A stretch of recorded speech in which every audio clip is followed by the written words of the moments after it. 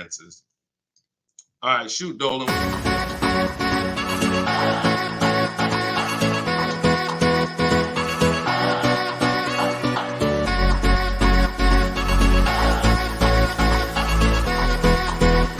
The worst possible thing you could say when you walk into a car dealership. I spent 5 years with Mercedes-Benz, 5 with General Motors, and the worst thing a person could say when they walk in is, if you could just get me to this payment, we got a deal.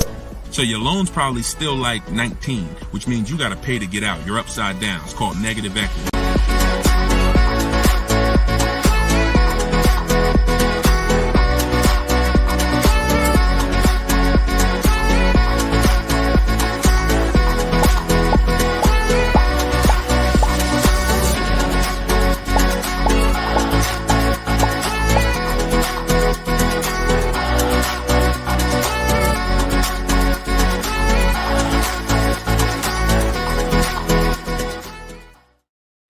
What's going on, everybody? We are officially kicking off episode 1 of Car Shopping Questions and Answers. I am your host, Deshone the Auto Advisor. We're going to do this show for about an hour. I'm excited to get really down into the nitty-gritty of showing you how you can buy cars, lease cars, and get below market prices. And if you don't know me, I spent 14 years in the car business, 5 with Mercedes-Benz, 5 with General Motors.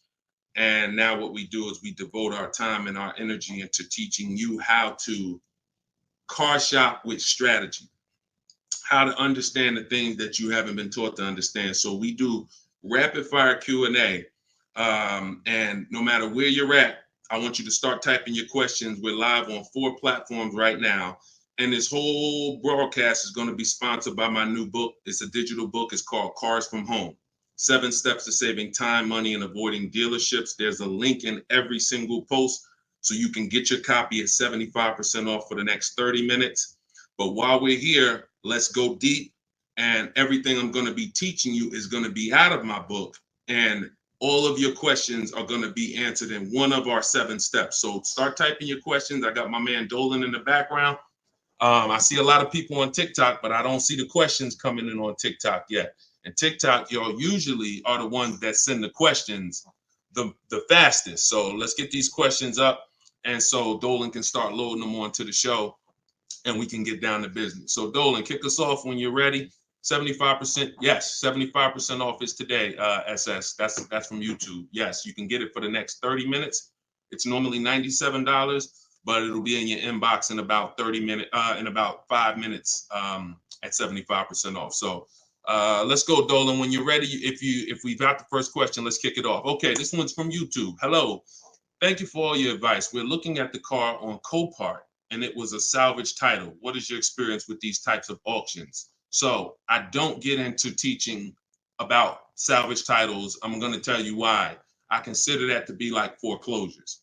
I'm not telling you that there's anything wrong with these cars. What I am saying is they're like foreclosures in real estate, which means you should be learning from someone who actually lives that life every day, because there are many risks. When a normal person starts entering into a high risk market, the rewards could be high, but also the risks are high. So I would tell you to find someone who's buying salvage title, buying at auction, and learn from that person. Okay, go ahead, Dolan, shoot the next one up. Okay, this one's from Instagram. I got a lease with Nissan, not looking to go back to Nissan. Should I buy it out and then trade the vehicle in for what I want? This is a great question. First of all, can everybody hit the share button? And if you're on TikTok, can y'all just start tapping the screen and light this up?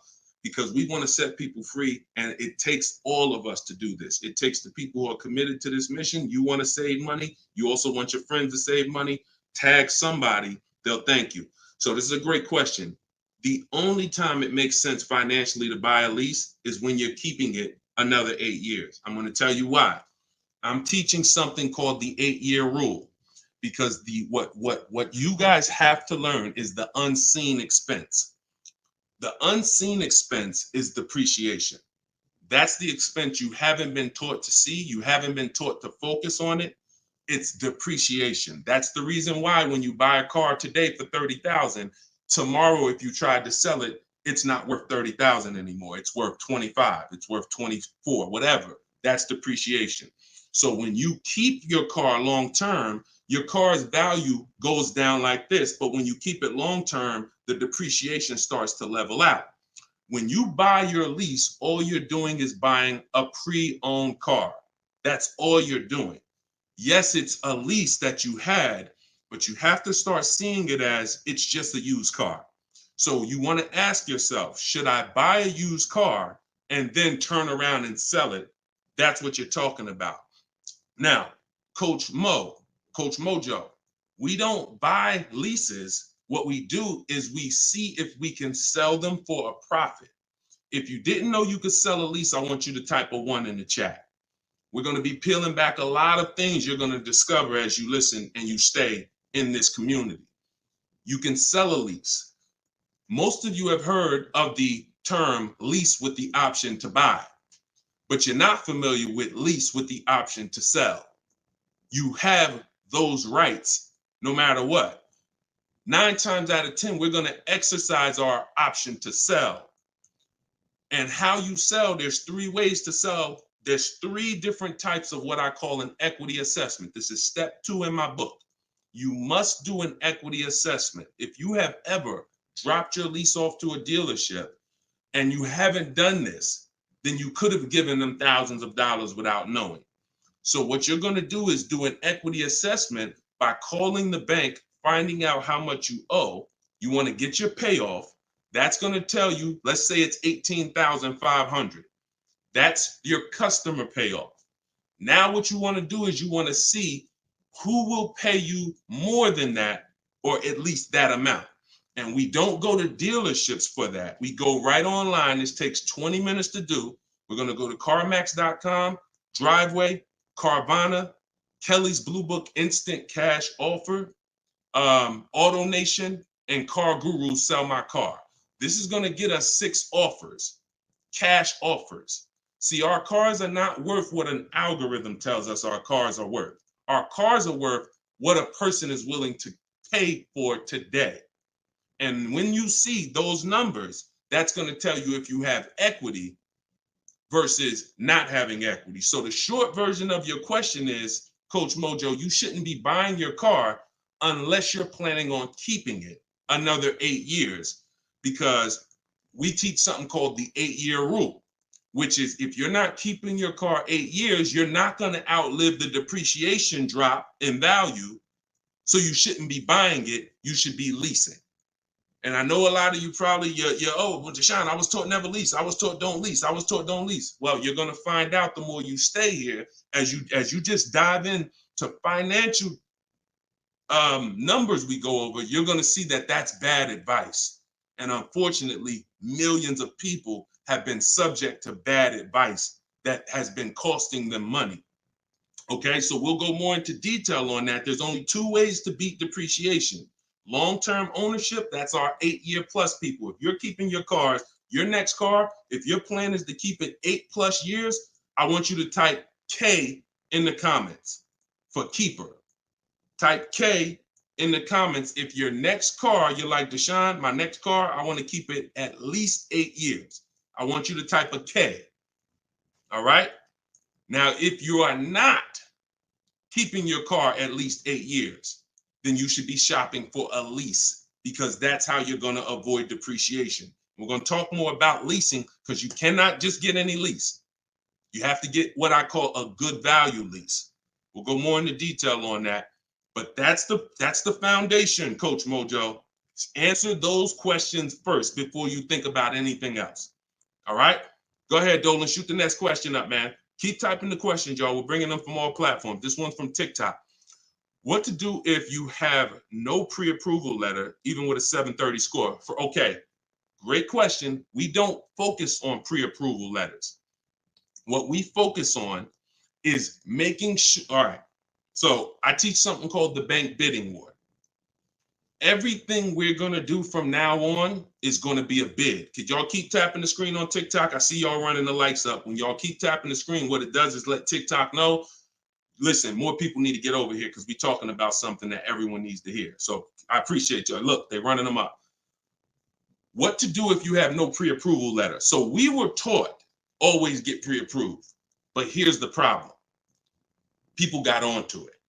Whenever we do something and the public starts moving in a way, the big companies adjust to it and they find a way to infiltrate it. Most of the companies that you are trying to get pre-approved from, that I'm trying to get pre-approved from, their goal is to isolate us. Something called restricted pre-approvals.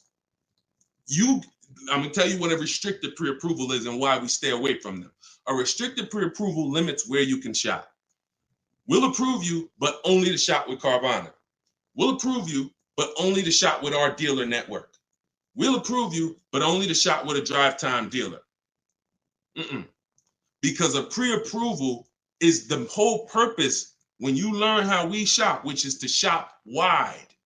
When you start seeing to shop wide and get multiple offers and see the entire 100-mile radius within where you live as a huge market where people are competing to sell you a car, you'll start seeing why we never want to deal with a restricted pre-approval. So what we do is we use something called the bank bidding war. The only way, how many people have asked themselves, did I get the best interest rate? Type dollar signs. If you've asked yourself ever, you bought a car and you said, did I really get the best interest rate? Type a dollar sign if you've wondered that. See, the only way to get something we call price assurance, which is to guarantee. See, these are powerful words that I want you to add to your vocabulary when you're car shopping. We need to guarantee that we got the best interest rate. How do we do that? Getting bids. Experian wrote an article. They allow you to have multiple lenders pull your credit with a hard pull and compete and give you rates within a 14 to 45 day period. Now, don't ask me why they say 14 to 45 days. That's the window. I'm going to teach you how to do it in a way where it'll only take you 2 days and you're going to let tons of people run your credit and you're going to guarantee you got the best rate, and it's going to weigh on your score like one hard inquiry. So if one hard inquiry would have dropped your score 9 points, natural. We buy a car, a hard inquiry is going to drop our score. That's natural. But we're going to get 20 hard inquiries and it's going to drop our score the exact same way. This is how it works. You do not let anyone run your credit under any circumstances until after you find your car. In my book, I have something called the Perfect Budget Calculator. I created this tool. What it does is it's going to tell you, it's going to give you multiple goals. It's going to tell you exactly what car you can afford. It's going to tell you how to be under your max monthly payment. And you put everything you want to put in, what your max monthly payment is, we use the standard interest rate. So whatever the interest rate is at this time, we use that. Budget. The only purpose for a pre-approval is to budget. Think about some of you who are homeowners. The only purpose in getting pre-approved was to budget so that you can go buy your house, right? You with me? That's the only purpose. If we don't get pre-approved, we don't know how much we could afford. So when we do, what we do is we take the average interest rate, and that's what we're going to use to estimate our payments. This is in my book. See, I created technology. So some of you are saying, Deshone, is this just a book? No, it's not just a book. I have links in there. I have links to videos in there. I have platforms that I've created and calculators and tools that I created that I wish I could refer to you. No, but they're only in my book. So you can get the book. I'm going to teach you how to do things the manual way. Some things you can say, Deshone, I could do that manually. But if I'm telling you about a tool I created to use so that it can budget for you, then the only way to get it is to actually get my book. You can get it for 75% off in my TikTok bio. You can get it in my Instagram bio. You can go to deshonesbook.com, or you can scan the QR code and get your copy for 75% off for 30 minutes. But when you budget, you know exactly how much you can spend on a car, and you go find your car under that budget. The Perfect Budget Calculator is going to give you multiple goals. See, here's the problem. When you go out shopping for a car, you notice how you have a budget in mind and you typically tend to go over it. You say, I don't want to spend any more than $500, or I don't want to spend any more than $30,000. But you usually end up going over it because you don't factor in tax. You don't factor in how long the loan, you don't factor these things in. Okay, well, how much? They said I'm pre-approved for $30,000, but What does that equate to on a monthly payment? It's broken. It's a broken system. When we go out, we find the car we're looking for. That's when we are going to now let people run our credit. Never before that. We go out, you find your best deal on a car. That's when you come home and you let multiple people run your credit and fight it out to give you an interest, to give you a loan. See, because if you open up, if you let people run your credit before this, now they're going to give you a time limit. So even this is all answering this young lady's question about pre-approvals. The reason why they're garbage is because if it's a hard pull, they're garbage, because now they've started that window that I told you about. You got 14 to 45 days and it starts to count down. Now you're trying to rush and find a car. Some of us, it might take us 3 months to find the best deal on our car. If you got a pre-approval and the time is expiring, you're shopping with your back against the wall. Second reason it's garbage is because once they give you a pre-approval, you are now tied to them and you don't have the opportunity to bid, and it's just garbage. So do what I'm telling you to do. When you find your car, that's when you're going to come home and you are going to now let people run your credit, and then you are going to let the dealer see if they can beat it. See, this is a must. I know you may have been taught, oh, I don't let that dealer run my credit. No, make them compete. The bad part is when a dealer is trying to give you an interest rate when you have no offer. That's bad. But when you have an offer, that's when he's trying to beat it. And that's a very different thing. You tell him, hey, I got 7.2 from whatever bank. That's the best offer I got. Okay. Now that dealer goes to work with their 7 to 12 bank. Hey, listen, can we beat this? And when he calls you, he's going to tell you one or two things. Hey, good news. I was able to beat that interest rate. In which case, you what? Guarantee you got the lowest interest rate. Or he's going to say, listen, I tried my best. I talked to every bank I got. Nobody could beat that rate. In which case, what? You still what? Guarantee you got the best interest rate. So the only way we're going to be able to do that is with bids. We're going to stop negotiating. We're going to start making people bid. That's what we're all about here. Go ahead, Dolan. Shoot the next one up. I'm going to try to get through these. I'm going to try to give, see, I can't do short answers to some questions. Okay, hold on. Yeah, hold on. Link to 75% off is not working. Are y'all able to click it on TikTok? Let me know on TikTok if y'all are able to access the 75% off.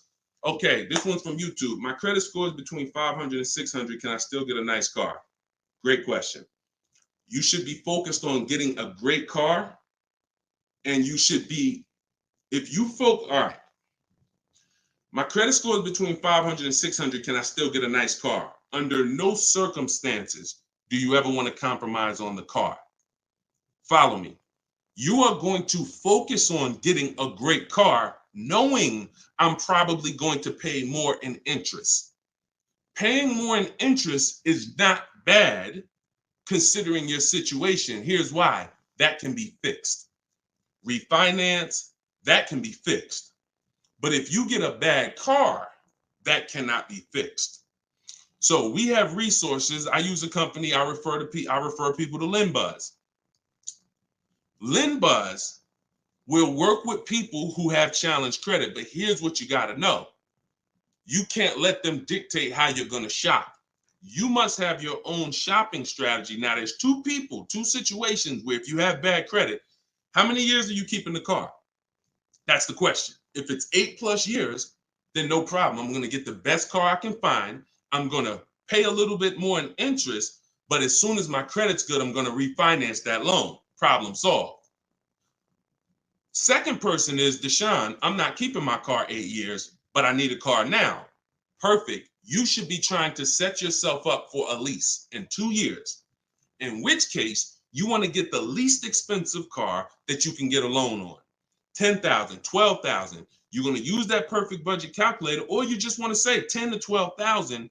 You're going to try to find a car in that range. I'm going to tell you why. In 2 years, when you go to trade out of that car, if you go and buy yourself a $20,000, $30,000, $40,000 car, you're going to have a bunch of negative equity. And what that's going to do is that's going to stop you from getting a lease. This is what people do.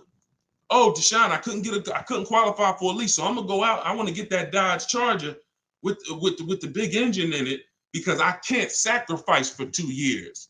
I can't be out here looking like I don't have a nice car, problem. I can't help you. But if you're willing to say, because I'm gonna tell you why. I'm gonna tell you why. When you get that Dodge Charger, you usually forced your way into it, bought an older one, paying a high payment, high interest. So in 2 years, when you think you're gonna trade out of it and go lease, you're gonna have a hard time because the negative equity is gonna be so severe. And when you have that $600, $700, $800, $900 car payment, chances are you might miss one of them. This is a disaster because we can't sacrifice. So what I'm telling you to do is say, all right, if Deshaun's telling me that the best move financially is for me to be leasing because I'm not keeping my cars 8 years, I need to be getting great leases, but I can't qualify, then my mission is to qualify. That's my mission.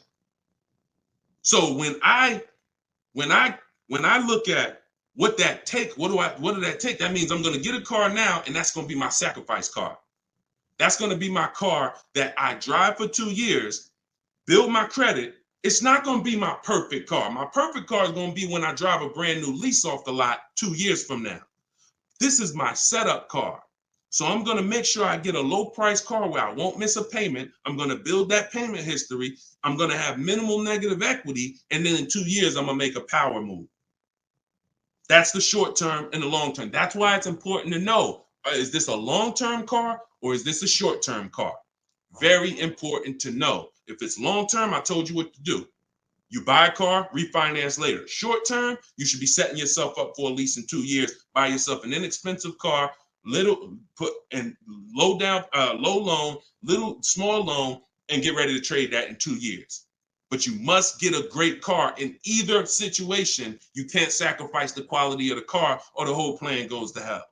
Your car breaks down midway, plan is scrap the plan. So we never compromise. So check this out. I see as soon as you purchase the book, I give you a support email because I do not DM me about products. Everyone gets a support email because we want to handle those issues immediately.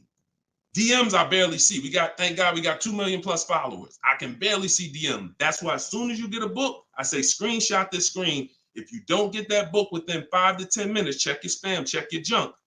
Then you go and you contact support and we'll make sure we email you that copy manually. Okay, because that's what we do. Don't DM, use that support email so we can make sure we take care of you. All right, shoot the next one up, Dolan. Great question so far. What would dealers try to sell you a car that has issues? Don't sign up for these answers. That's why does the sun rise in the east and set in the west? Some questions are not worth trying to answer. Just plan accordingly and move accordingly, knowing these things are. If the people who are supposed to be taking care of you with cars are not educating you, are not moving with integrity, then you better be educated. Remember that. If the people who are supposed to be taking care of your money, when you come to buy a car, lease a car, that's a $10,000 to $100,000 transaction, some of you. If those people are not moving with integrity, and you cannot guarantee that, a smile doesn't guarantee that, talking nice doesn't guarantee that, you better be educated. And the people who are going to move like the way we're going to move, the way you're going to move if you're listening to this, the way you're going to move if you have my strategies in my book, the way you're going to move when you learn how to car shop online and make people bid, you're going to be educated where no one can take advantage of you. You're empowered. You're the one in control. You're the prize. You're the one people are competing with to earn their business. And that's what I want for you. All right, go ahead, Dolan, shoot the next one up. Just keep typing your questions, y'all. We're bringing them in from all platforms. Hello, I put a down payment on a car 45 days ago. They gave me the keys, and now 45 days, the dealership says the bank doesn't want to do the deal. The bank says they never said that. Do I take the car back?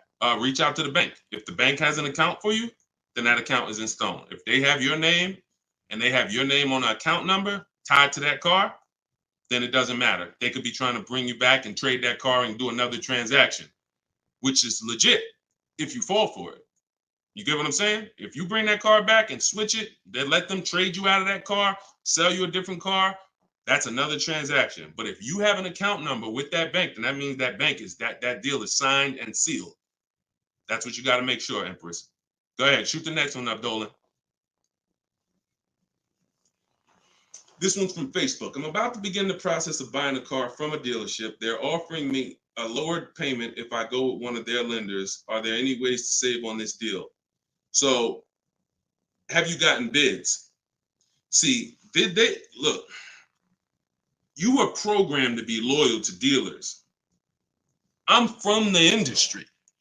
I was in the industry for 14 years. I'm teaching people all around the country. We have over 8, close to 8,000 customers that have used our stuff and used our products since 2021. We have data from all around the country. There is absolutely no way that you're going to get your best deal ever focusing on one dealer. That would be like you going into a supermarket and say, hey, no matter what the price of this item is, I'm only buying it from this brand.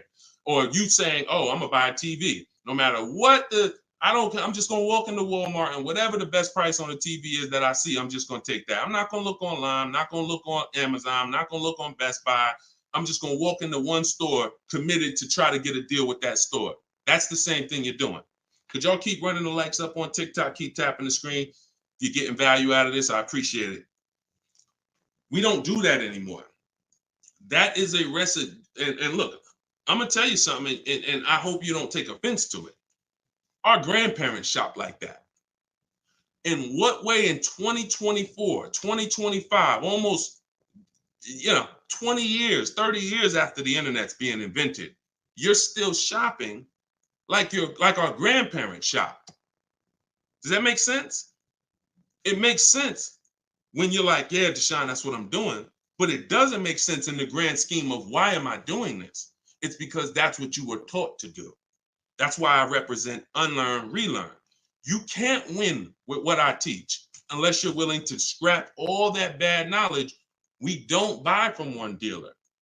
3 transactions that people have been, I'm gonna break this down real quick in literally a second so y'all understand. There's 3 transactions that you've been taught to give to car dealers. 3. Buying your car from them is one transaction. Who you get your loan from is another transaction. Who you sell your old car to is a 3rd transaction. And many of you have been taught to give the dealer all 3. Meanwhile, there are people who only want to give you a loan. They don't sell cars. They want to compete for your loan. There's other people who want to buy your old car. They don't sell cars. They want to buy your old car. Y'all get what I'm saying? Type a Y for yes, if you're understanding that you have to start breaking these transactions into their own transactions. You can't maximize and guarantee you're getting your best deal mixing 3 transactions or 2 transactions into one. You can't do it. We're breaking them up. And now once we break them up, how do we guarantee we get the best offer in each one? Bids. So you understand? So what we're doing is we need to see our old car, our old lease, our old car that we have that we're replacing. Who I'm going to sell that car to is one transaction. And whoever's going to win the bid gets the car. Who I'm going to get my loan from, that's another transaction. And whoever wins the bid gets my loan. Who I'm going to buy my car from, that's another transaction. And who's going to win the bid gets the car, gets to sell me the car. And we do this in 60 minutes. See, what you're going to see, watch this. Let me show you Frina. Frina just picked up her Jeep last week. Look at the deal she got. This is why you're never going to get these deals walking in the dealers. You're never going to be able to guarantee your best deal walking in the dealers. You're going to sit at home and be in control. Look at Frina's deal. She said, look, I'm a proud graduate. Cars from Home that's our video library. And, like I said, I coach people all around the country. She said, I picked up this baby yesterday. Look at the date.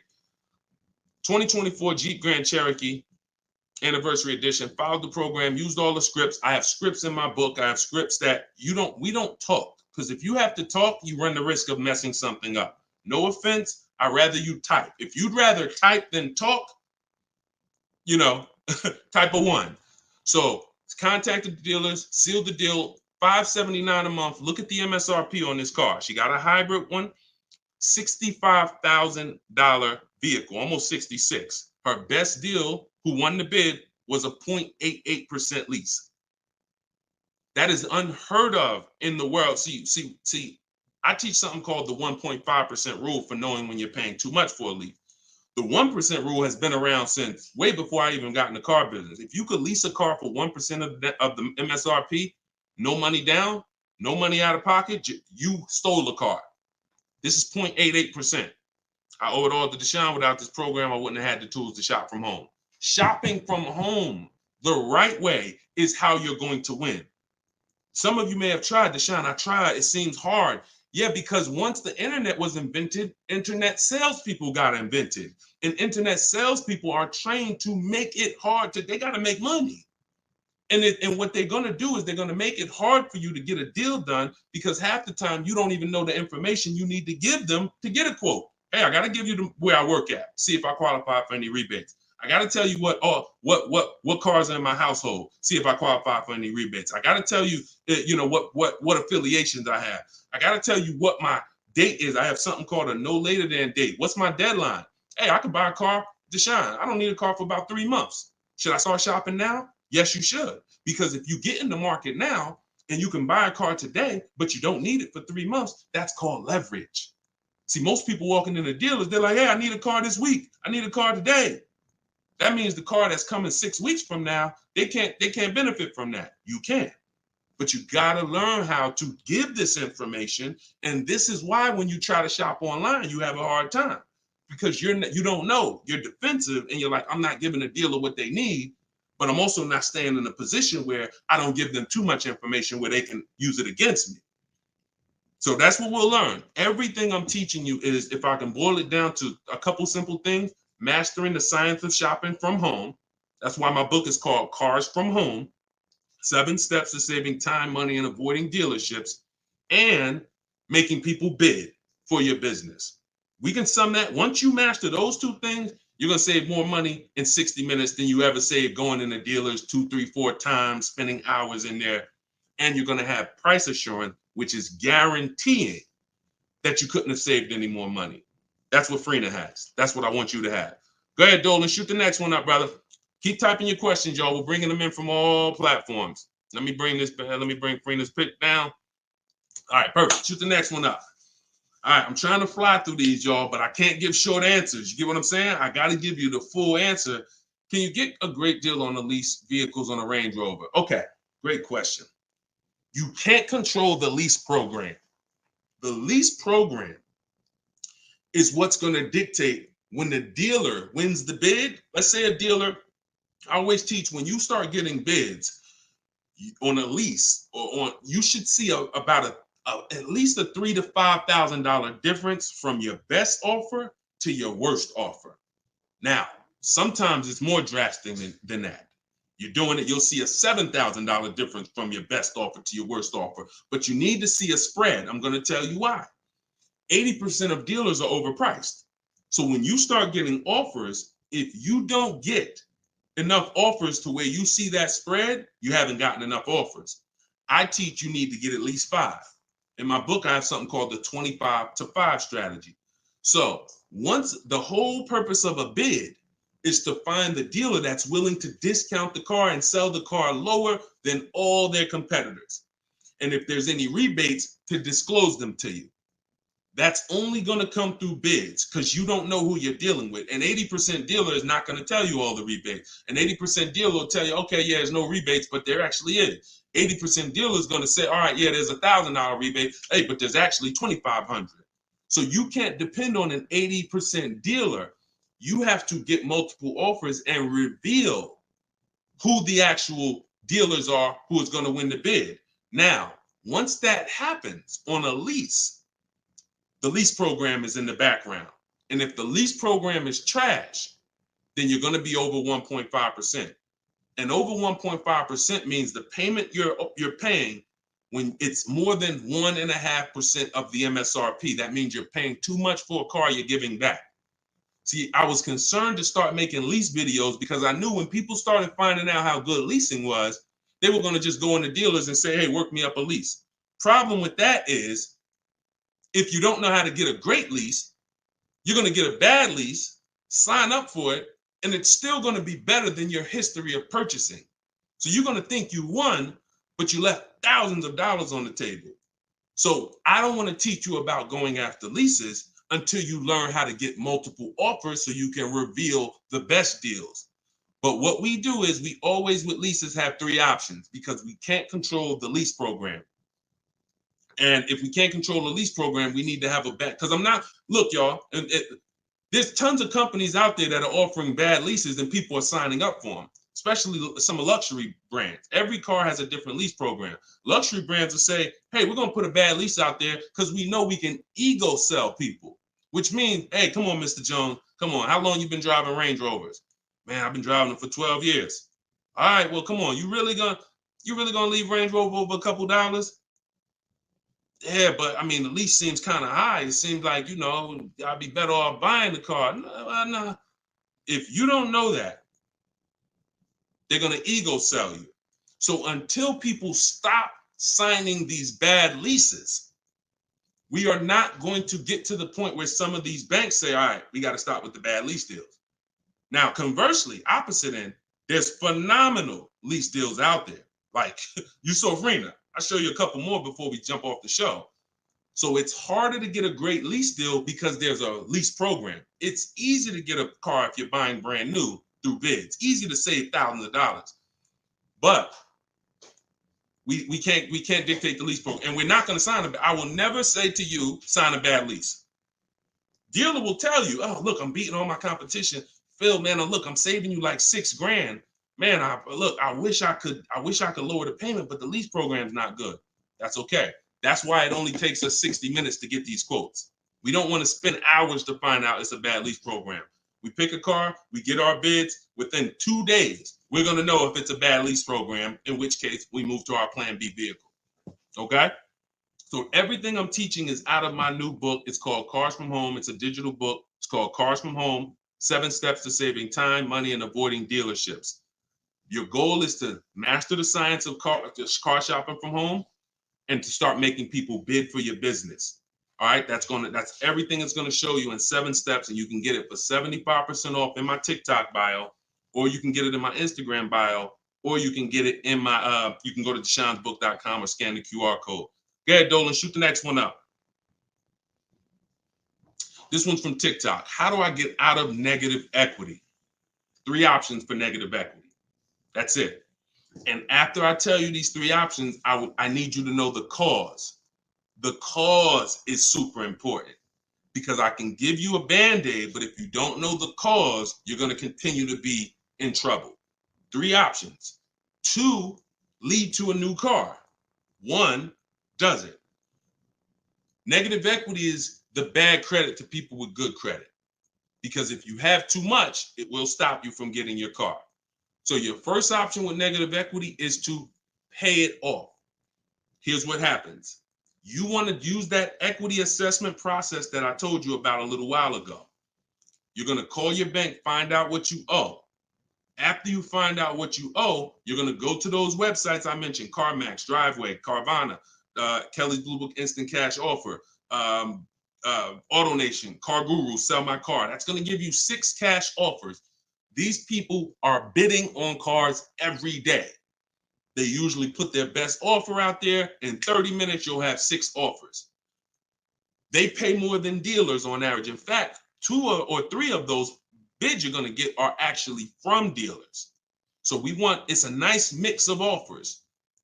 3 of them are from online car buyers, CarMax, Driveway, Carvana. 3 of them are from car dealers, local car dealers. So it's a nice mix, but they're bidding.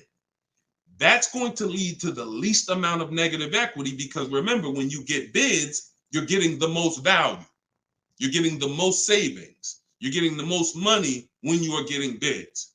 So let's just say you pull your payoff in at $16,000. Your highest bid is $14,000. That means you have a $2,000 negative equity gap. You are much better off coming up with the $2,000 and paying that car off and going into your next transaction clean. That is the best way to go. Because now, if you can't do that, I'm going to tell you why it's the best way when I tell you the second way to get out of negative equity. If you can't pay the difference, then that means you must bring that car. You can't do a separate transaction with that car because you need the dealer who you're going to buy the car from to wrap the negative equity into the new deal. They are still going to win the bid. You must, in all cases, only deal with dealers who won the bid. But once they win the bid to sell you the car, now when you come to them, you're going to now bring your old car into it and see what it's worth to them. When you see what they can pay for it, you're going to see in most cases, it is not going to be the highest number you got from the online buyers. So if the online buyer's highest number was 14, maybe that dealer can only pay 12,200, 12,500. And you might say to them, hey man, but CarMax was offering me this. They're not going to be able to match it in most cases. It's just not possible because they can't win both bids. If you start buying cars for the most money, selling cars for the least money, it won't take you long to be out of business. That's probably what happened to Vroom. They were buying cars for the most money and then trying to sell them, and they weren't able to make the profit.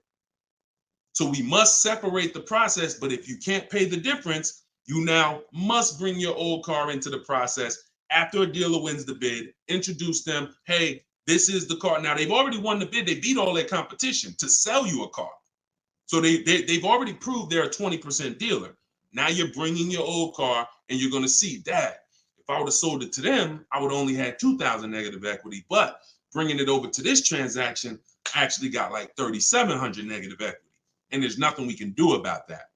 That's why I said the plan A is always, if you can cover the difference, cover the difference. If you can't, that's your only option. Now, here's the third thing. I told y'all 2 things lead to a new car with negative equity, 1 doesn't. If you have too much negative equity, you have to understand loan to value ratios. Loan to value ratios have nothing to do with credit scores. That's why I call negative equity the bad credit to people with good credit. When you bring your negative equity over, the bank is only going to lend a certain percentage above the price of the car. So if the price of the car is 30,000 and you have good credit, the bank might only lend 36. They might only lend 20% more, 25% more than the price of the car. So if you're coming over and you're trying to do a no money down deal, which is what we do, we shop with no money down. If we can make no money down deals and we can get the car payment to where we want, if we can get the whole deal to where we want with no money, that's what we do. It's different when interest rates are higher. We typically put more money down to avoid paying more high interest. But when it comes to us shopping, we always shop with no money down.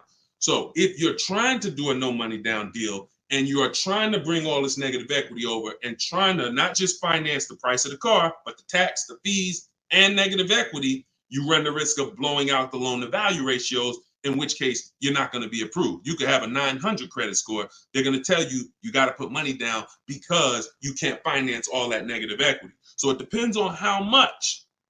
And if that's too high and you can't put down money to actually make a difference, then you're going to need to stay and pay down that car for a couple more months or even maybe a couple more years to lower the amount of negative equity. So that's how you get out. That's all in my book. 3 ways to get out of negative equity. But what you got to know is the cause. Only legitimate reason for negative equity is because you had an emergency and you had to switch cars. Now, if we go by things that can be prevented, like Deshone, I bought a car, it's breaking down. Well, that means you bought the wrong car. We can prevent that with knowledge. Now, if you say, Deshone, I just wanted a new car and I switched it, that's costing you. And because you don't understand leasing, see, 90% of the time, 10% we give to emergencies. Deshone, man, I had a sedan, then I had twins, I had triplets. I need to get an SUV. I got to switch the car. Understood. Legitimate reason. Switch the car, stay in it long term, pay off, and keep the car. But 90% of the time is you don't understand leasing. and you buy your cars, you take out 5, 6, even God forbid 7-year loans, you switch these cars in 3 years, 4 years, you always have negative equity and you're overpaying by thousands of dollars. That's the cause. That is the cause. I've been doing this since 2006. The reason for most people, most of your negative equity is because you haven't learned the lease yet and you're buying cars, but you're a short-term person. All right? And the more you stick around here, the more you'll understand why that's a mistake. If you get my book, you'll understand, oh, I've been doing this wrong. I was taught this. I don't blame you. You were taught that. But when you learn, when you do better, when you know better, you do better. And that is my goal, is to make sure you know better. My pleasure, Reggie. You said thank you for everything. My pleasure. Absolutely. Everything I'm teaching y'all is out of my new digital book, Cars from Home, 7 Steps to Saving Time, Money, and Avoiding Dealerships. You can get your copy for 75% off as part of our launch in my TikTok bio, in my Instagram bio, or you can go to deshonsbook.com. There's a link in the comments, or you can scan the QR code if you're watching us on the television, and you can get your copy for 30 minutes. Once that timer expires, book goes back up to $97. So get your copy before the timer runs out. Go ahead, Dolan, shoot the next one up. All right, this one's from YouTube. Appreciate all of your content. Thank you. We are looking to buy our teenage daughter her first car. Is there any downside to purchasing outside of a name franchise dealer? No, if you do your due diligence, because there's 100,000 plus used car dealers in the country. Let's assume 80% of them are trash. As long as you are sorting, when we shop for used cars, and you want to ask yourself the 8-year rule question. If you're not keeping this car, if you don't think your daughter's keeping this car 8 years, then you should be shopping for a lease for her. Now, if you say the only difference, there is one exception to the 8-year rule for those of you who are buying inexpensive used cars. $10,000 used cars, $7,000 used cars, that's different. That's different. I call these smart cars, not the little smart cars. It stands for saving money at the right time. So if you're buying these cars, my brother does this. He buys pre-owned cars. He gets some $10,000, $7,000, $5,000, and he drives them. He pays very little money. Sometimes he sells them and makes a little money. That's different. But the mainstream cars, if you're not keeping them 8 years, $15,000, $20,000 used cars that you're buying, you're going to see the 8-year rule is the gospel. You should be buying cars if you're keeping longer than 8 years. You should be shopping for aggressive leases if you're not keeping 8 years. So let's assume you're going to keep this car 8 years. When we are buying from used car dealers, y'all, we are absolutely shopping 100-mile radius, at least. That's usually where we start. And then we're going to search, and we're going to narrow down based on title history, based on service records, based on accident history. And then we need to verify that the price that they advertise online is legit, because there is something going on right now. It's been happening for a few years. They know you're looking for online prices. So what they do is they put a price online that they don't intend to honor. So the first thing, so we narrow it down based on those things. And when we get to this final step where we got our top 3, top 5 choices, we need to see who's going to do bogus fees, who's going to try to hit us with bogus fees, in which case we eliminate them. And then we narrow it down to the best one. And we need to pull the original. Listen, who's going to be buying a used car? I want you to type a U. If your next car you're keeping for more than 8 years is going to be a used car, type a U in the comment. In the comment section. Or if you've purchased a used car in the past, type a U in the comment. Type a U in the comment. Okay, so man, I see you. Felicia, I see you. Miss Bambi, I see you. Reginald, I see you. Okay, so we got a lot of people. Okay, all right, we got a lot of people who are going to be buying a used car or have bought a used car in the past. What I just told y'all is how we're going to talk about how we're going to get a quality used car. Plus, I do something. Step 4 in my process is we have to do a longevity check. Some of these cars have data that shows they don't last more than 80,000 miles before the transmission goes out. If you don't know that, then there's nothing you can do but be surprised when the transmission goes out at 78,000 miles.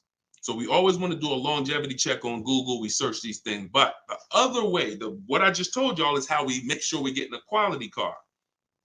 Accident, title history, service records, accident history. But when it comes to now the value, Deshone, how do I make sure I'm actually getting a great price? How do I make sure that the car I'm buying is the best price in the market? We need to know the original price of the car. We need to know what the car was brand new. Because what you've been taught is to focus on what the website tells you. Is this a good deal? Great deal, below market. Because websites, their job is to be accountable to the people paying them. And if they were telling you that this car that you're looking at for $30,000 was originally $38,000, and it's actually only being discounted $8,000 from when it was brand new. If they were telling you that, then no one would be buying those cars, in which case no one would be paying them to list their cars on those websites. So they're not accountable to you or me. They're accountable to who pays them. So we find out through the window sticker what the original price was. Carfax has agreements with some brands where they will actually give you the original window sticker, but we must get the original window sticker. And when we get the original window sticker, that's going to tell us the discount with something I call the true value percentage. We created this. The true value percentage is the discount from the price when it was new. And that's all that matters when you end up choosing a car. Give you an example as we wrap this question up. If you're looking at three Honda Pilots. You've narrowed it down to 3 Honda Pilots. They're all within $1,000, $1,500 of each other. One's $30,000, one's $30,500, one's $31,000. Similar mileage, similar title history, similar everything. We get stuck right there. We don't get stuck when we get the original window sticker and we see that one of those Honda Pilots brand new was $45,000. One of them brand new was $49,000. One of them brand new was $53,000. You see how immediately access to that information separated the value? They all look similar. Type dollar signs if you got that revelation. If you understand that just that bit of information. I'm looking at 3 cars, they all look similar. Dag, they all look good, similar mileage, similar price on these websites. Which one do I pick? Man, I'm stuck. Knowing the original price, one's 46, one's 49, one's 53. The one that's 53 immediately becomes way more valuable than the other 2. That's what we're talking about. See, it's my job and my mission is to show you how to car shop online, show you how to master the science of car shopping online, show you how to make people bid for your business, and to show you where the hidden money is that you have not been trained to see. Everything I'm teaching is in my book. I don't hold back on these lives, you guys could tell. But if you're like Deshone, I want all this information in one place. I want to be able to use this as my car shopping Bible for the rest of my life. Digital book, Cars from Home, 7 Steps to Saving Time, Money, and Avoiding Dealership is in avoiding dealerships in my TikTok bio, in my Instagram bio, and it's 75% off as part of our launch. Get your copy, use it, and win. All right, let's go, Dolan. Shoot the next one in. Great questions today. Let's go. Keep typing them, y'all. We're going to try to get through as many as possible. How many miles can you drive a leased vehicle? Great question. Many of you were taught that you have to take what they give you. Or some of you were taught they only do 10,000 miles a year on a lease. All of that was bad information. You pick the mileage on your lease, and there are leases that go up to 30,000 miles. Now, some of you might say, well, who drives 30,000 miles a year? Who drives 25,000 miles a year? If you drive 25 or 30,000 miles a year, type HM in the comments for high mileage. So when you think about that depreciation curve that I told you about, your car's value normally, if you're a normal driver, your car's value goes down like this. If you're a high mileage driver, your car's value goes down like this. And so the mission is always to avoid the unseen. This is the unseen expense. I want you to always keep this in mind, because as long as you keep this in mind, buying versus leasing is going to be paramount to you, because you want to avoid this. If you're buying cars 2, 3, 4, 5 years, switching them out, you're switching them out when they're losing the most value. But long term, the value cools off, the depreciation levels out. You don't lose as much value over the years. Some of you have cars that's been outside for 8, 9, 10 years. That car is going to be worth about the same amount it's worth today, a year from now. You've won. That's the goal, to get to that level. If you're buying, if you're like Deshone, I'm not keeping a car 8, 9, 10 years. I'm not going to ever reach that level. Then you should be shopping for leases to avoid the depreciation hit. So when it comes back to 83rd degrees question, you can tailor a lease up to 30,000 miles a year if you want. And here's where I learned this. I was a manager at Hyundai for 6 weeks. Guy came in. He was returning his lease on a Hyundai Sonata. I was doing the lease return for him. And I said, hey, you leased this? He said, yeah, I always lease. I'm in sales. I'm on the road every day. I used to buy my cars. And, I would have a bunch of negative equity all the time. I was just losing thousands of dollars every time I went to replace the car. It wasn't worth what I owed on it. And I just kept rolling it over. I stopped doing that when I found out about leasing. Now, same time he's telling me this, I know that I've also sat with people who came in with high mileage with 10, 15 grand of negative equity. So what he's telling me, I've experienced. And I'm trying to help these people and dig them out of this hole and help them get another car, but they have a ridiculous amount of baggage from the old car. So he told me that, and I saw his payment. And I said, man, this payment is only like $175 a month more than a really good deal on a regular lease. And so from then I understood. I'm going to teach people that you need to understand, if you get a great lease deal and then you bump the mileage up from 12,000 to 22,000 or whatever you need, you're going to pay thousands less than if you bought the car and just took that depreciation hit. You bring that car back with 75,000 miles in 3 years, the car is worthless, but you still owe $17,000 on it. That's the difference. So leasing mileage, you pick it, and you can customize it up to any amount. But we always shop for 12,000 miles a year. Always. We don't shop for high mileage leases. When we get our quotes, if you're using what's in my book, the 25-to-5 strategy, we get our quotes with 12,000 miles a year. And once somebody wins the bid, then we convert the bid. We tell the winning dealer, hey, could you show me what the payment's going to be with 18,000 miles a year? And then we customize the lease. If we're going to do any down payment, we always customize after we've identified the winning dealer. Great question. Great question. Go ahead, Dolan, shoot the next one out. Great questions today. All right, keep typing them, y'all. What advice would you give a first-time buyer who doesn't want a car note? Then go save up your cash and go get the best car you could afford. But why is it we always, Whitney, just send an email to support. If you're having trouble getting your book, just send an email to support. We'll send you a copy manually. Oftentimes it's a little one letter is different in the email. So that's why as soon as you purchase, I always give you that support email so that we can make sure you get your book.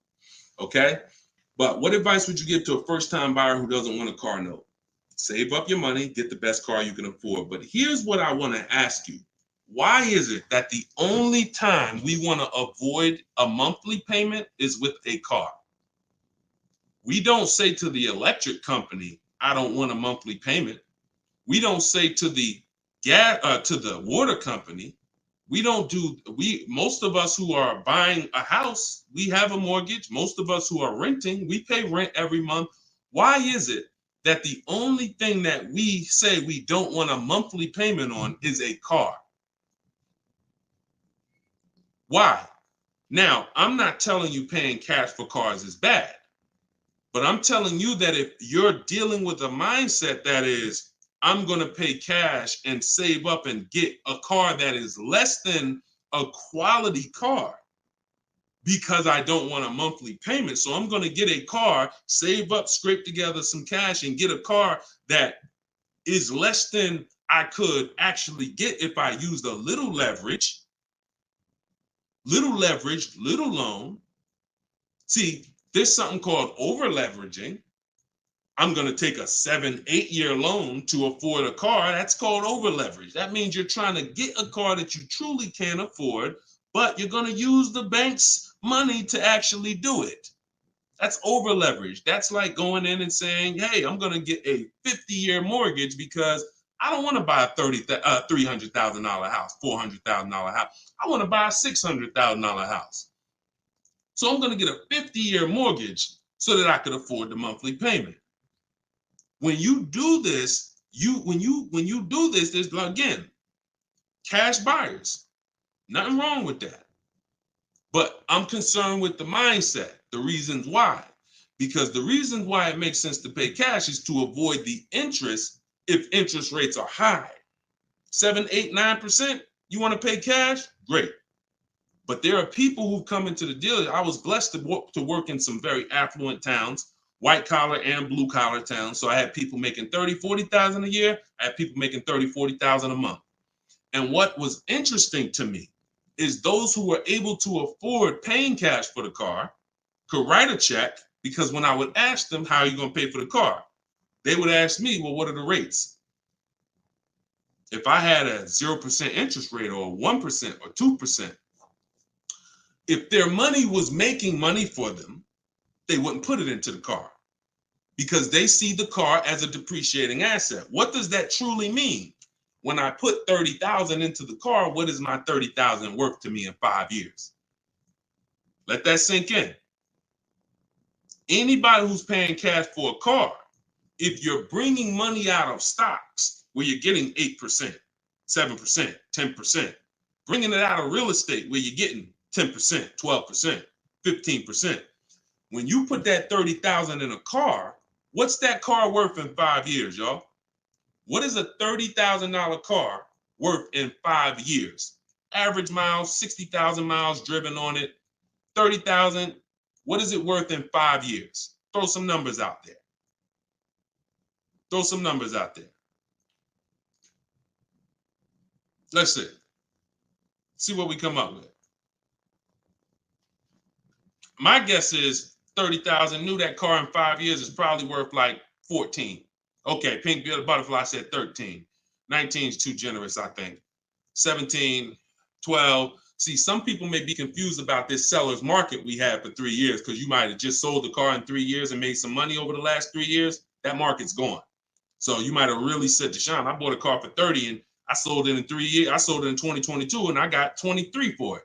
Well, that's never going to happen again unless we have another, worldwide inventory shortage, in which case resale values go up. Normal market, yep, 12, 13, 14, 15 generously. So a person who's looking at their cash and what their cash is doing for them, they look at that. I put that money in my car, 30,000. That money could have been in the market, and that 30,000 in 5 years could have earned me another $6,000 of interest, $7,000. In which case I'm up. But at that 30,000 in the car is worth now 15 or 14. So these are the things. I don't teach one size fits all. I teach custom. I teach it depends on what you're doing with your money. If your money's invested and interest rates are low, then leverage a little bit. If your money's not invested and you're like, Deshone, I got my money in the mattress, I got my money in the bank, I'm not really doing anything with it. All right, pay cash, keep things low. Keep things low. If interest rates are high, pay all the cash, higher down payments, get the loans out of here faster. That's why, see, one size fits all car buying advice, I hate. That's what has failed you. This one size fits all formula. Everyone should do this. Everyone should pay cash. Everyone should get a used car. That one size fits all, no one should lease. One size fits all formula fails every time because it doesn't take into account real finance. All right, go ahead. Great question. Go ahead, Dolan. See, and I'll answer the question and then go into a little spin-off answer. All right, this one's from Instagram. If I want to keep my car for 8 years, should I finance the car? Absolutely. The goal is to get the best car and the best value. So if you can't pay cash and you say, I want to get a better car, what I teach is when you start budgeting, you are going to now see, can I get a new car or is my budget for a used car? The goal is to get everything you need. And really, if you could get everything you want, even better. What's the difference, Deshone? Well, needs is I gotta have 3 rows because I got 4 kids. Needs is I need a car that has enough power to get me on the highway because I'm on the highway a lot and I can't have an underpowered car. That's a need. A want is I want the leather, I want the big sunroof. So you must get all your needs at all times. You cannot sacrifice needs. I want y'all to put these two things into very important buckets, needs and wants. Needs and wants is the goal. Once the budget gets compromised, once you get out there, if you see I can't get the car I want with everything I need, everything I want, the wants have to scale back. The wants have to scale back, not the needs. I had a woman walk into Mercedes when I was there, and she was like, hey, I want the big truck because I got kids. I need the 3 rows. And once we worked out the deal and the numbers, she saw the numbers and she was like, oh, that's above my budget. But what about the 2-row one? What about the smaller one? I said, didn't you say you need 3 rows for the kids? Yeah, you're right. You're right. See, she's about to take a need out to get a want. Does that make sense? So needs and wants are the big things. Needs will make you switch the car because you didn't get what you need. And when you switch the car, you lose money. So when you didn't get what you need, you will switch the car and lose money. If you didn't get what you want, that's easier to bear. Needs is like from day one, this car is not doing what I needed to do. So we must get our needs first. And that's what we talk about. So then you choose, can I budget, get me a new car or a pre-owned car? And once you make that decision, you just go out and you're now shopping the market. I use, in my book, I have something called the multiple marketplace strategy. This is when we shop for used cars. We're on all the marketplaces. We're seeing the whole market as one big marketplace. Everywhere cars are, we are looking and we're narrowing it down to our best, top 3, top 5. And then we're taking one across the finish line. You can't get below market deals on a used car until you see what the market is. See, let me go deep on this for a quick second. The goal for me, if you're learning from me, your goal is to get below market deals, below market leases, below market. You saw Freena's lease. That's a below market lease. That's not a lease that you see advertised that people are getting. So below market pre-owned cars. In order for you to get a below market pre-owned car, you got to know what the market is. So sometimes you're going into one dealer and you're looking and saying, okay, let me negotiate with him. That's a mistake. You don't know what the market is. When you see the low side of the market on a used car, now you're able to see, again, if you're shopping the right way, there's always a spread because there's always people untrained who are going to pay the higher prices. They're going to walk into those dealers. They're going to go back and forth, take $2,000 off. They think they won, but you were negotiating with one of the higher price dealers. So because he took $2,000, $3,000 off, you think you won, but you were at the wrong dealer to begin with. So once you actually see the low side of the market, we zero in on that. And we zero in on that and we look to take one of those deals across the finish line. Can't get below market deals if you don't know what the market is. That's why when we look at used cars, we're not looking to buy the first day. We're not looking to buy the second day. Sometimes some of you are like, Deshone, I got a couple months. You might want to watch the low side of the market. You might want to, we always get alerts. When we go in, this is all in my book. If you like Deshone, I want to know all of this. I need this in my hand. It's in my book, Cars from Home, 7 Steps to Saving Time, Money, and Avoiding Dealers, 75% off in my link, in my bio, TikTok, in my bio, Instagram, or go to deshonesbook.com or scan the QR code. But when we are getting these, when we are looking at the low side of the market, you might want to watch it. You might want to watch it and see, okay, and then we have alerts on. So every new car that pops up on these marketplaces, we get an email immediately. So we get an email immediately. And if I know that the low side of the market is 22, 23, the minute that car comes on, I'm going to be one of the first ones on it, where everyone else is going to hesitate. When a dealer gets a new car, typically a person who doesn't know the market, they're going to go in there and they're going to be like, all right, is this really a good deal? Meanwhile, we know the market. So we know in a minute, I'm going to snatch that deal before anybody even knew it was there, because the best deals do not last. And that only comes from knowing the market. All right? Go ahead. Shoot the next one up, Dolan. Great questions today. This one's from YouTube. What can I do to increase my confidence so I can negotiate more intelligently? Stop negotiating and start making people bid. Who's not a good negotiator? Type me. You're not a good negotiator. Type me in the comments. Not a good negotiator. Type me in the comments. Okay, that's most of you. And I'm a good negotiator, but you can't get guarantees being a negotiator. Pay attention to what I'm saying. I'm a good negotiator. I did it for a living, but I can't guarantee the lowest price negotiating. The lowest price only, the guarantee of the lowest price. I could be a good negotiator. Negotiator is always going to leave wondering, if you go back and forth with somebody, back and forth, back and forth, back and forth, you always leave wondering, could I have gotten a little more? That's not a guarantee. That's not price assurance. Bids, guarantee, because I'm getting 5 to 7 offers. I'm having, in my case, I teach the 25 to 5 strategy. We're connecting with 25 dealers. We're getting 5 to 7 bids. Whoever wins the bid, win. That means you beat 25 dealers to earn my business. That means I guarantee that I paid the lowest price and I don't have to talk. That's why in my book are scripts, online scripts. That's the one part that I can't teach you. I can't teach you. It's not that I'm holding back. I can't teach you what my scripts are that are copy and paste. When they say, hey, when can you come in? My script says, hey, well, I'm actually going to be handling my whole transaction online. Oh, actually, well, we don't quote online. Okay, that's not what other dealers are saying. Should I remove you from my list? See what I'm saying? When we're copying and pasting and we know what to say to everything they're going to type, now we move things forward. We keep it on our agenda. This is all in my book, in my video library. This is what the people who have learned from me for the last 3 years have been doing.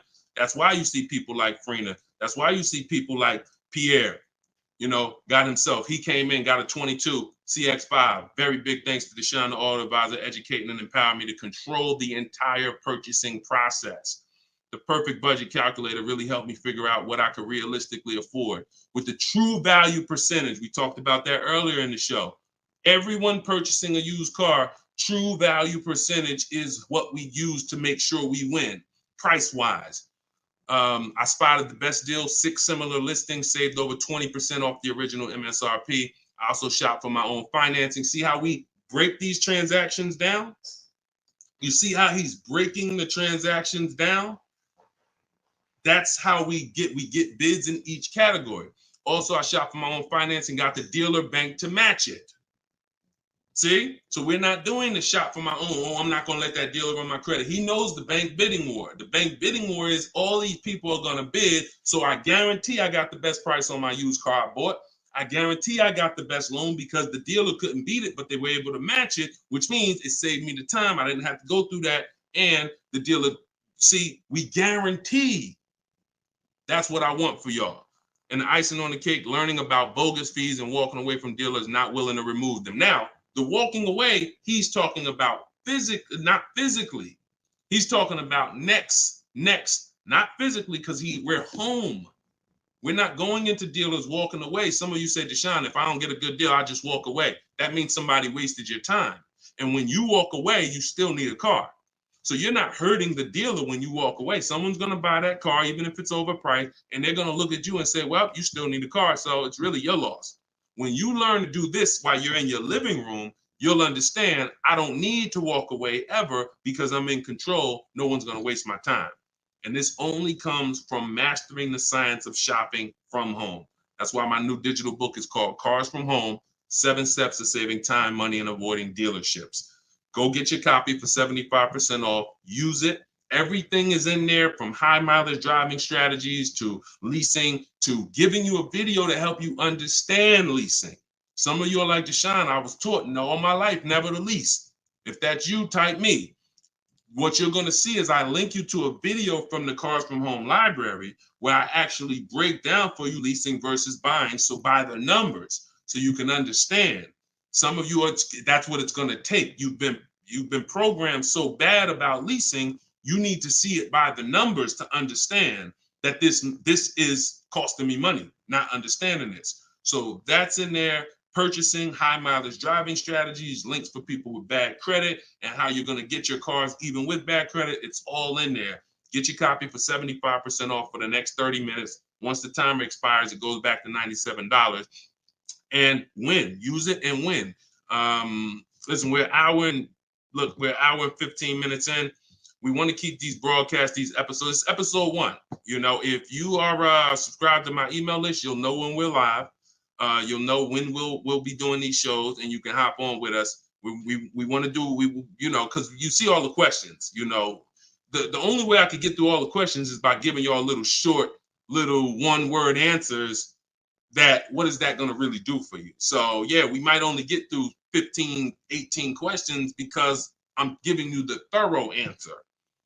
And when you see that a car is the second most expensive purchase behind a house, you'll appreciate the thorough answer. No one's going to buy a house and ask about financial literacy and expect a one-word answer. So we shouldn't do it with cars. We're going to buy more cars than houses. So get your book, y'all. We will be back. We'll be back for another episode very soon. If you're on my email list, you'll know. And I appreciate everybody for tapping in. This is episode 1. We got a lot more coming, and we're going to keep dropping these jewels. Keep unlearning, keep relearning. For the people that got the book, thank you. And for the people who continue to help share this message, appreciate you. We'll see you on the next one.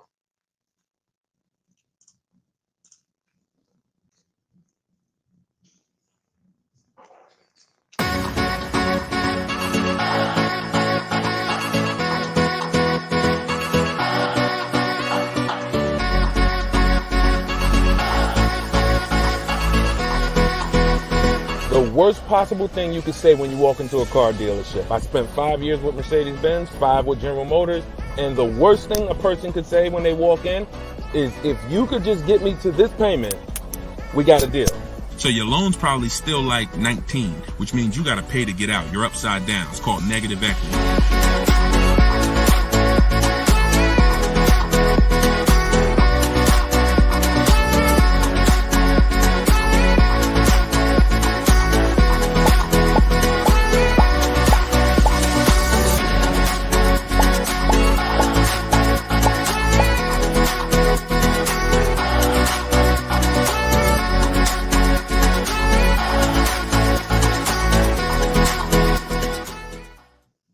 What's going on, everybody? Welcome. How's audio? Give me a 1 if audio's clear. Welcome back to Car Shopping Questions and Answers. This is episode 2. I'm your host, Deshone the Auto Advisor.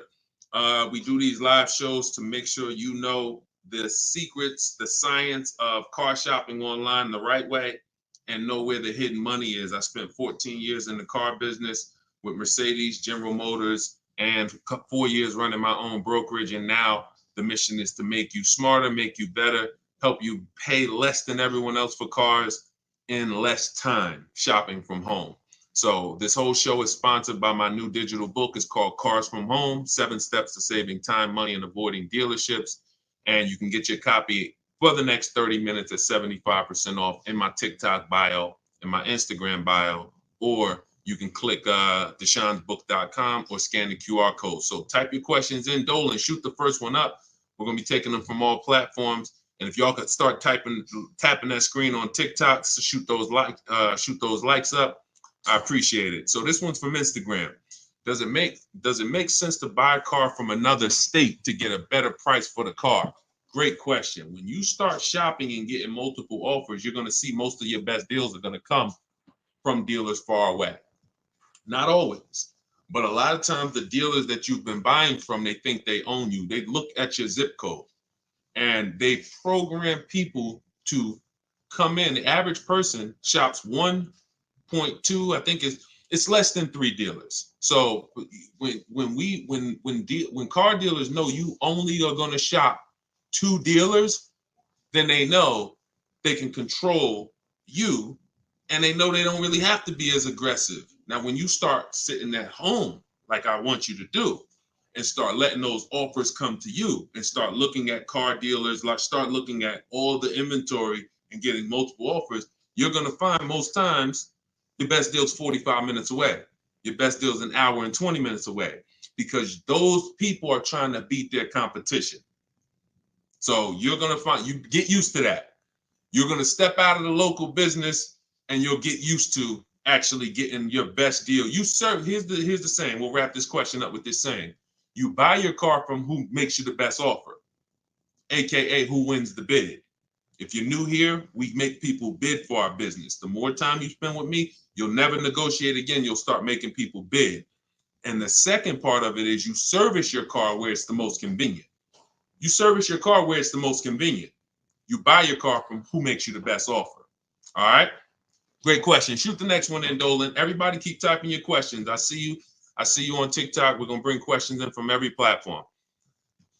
Go ahead. This one's from Instagram. Should you buy a car from a rental car sales place like Enterprise or Hertz? First of all, that would be low on my list. They'd have to, and look, I'm not telling you anything's wrong with that. What I'm telling you is that should be low on the list. When we're looking for used cars, rental cars should be low, and they got to be better priced than the cars that are not rentals. So I'm not going to Enterprise looking for what they have. I'm going on market. We use 8 marketplaces, y'all. When we shop for used cars, I have something called the multiple marketplace strategy. Multiple marketplace strategy is like it's you going everywhere, looking everywhere that used cars are. Example, if you were buying a TV, would you walk into Walmart and just say, all right, let me just look at this TV y'all got. All right, y'all want $1,000 for it? But no, you would be online looking at Walmart.com, right?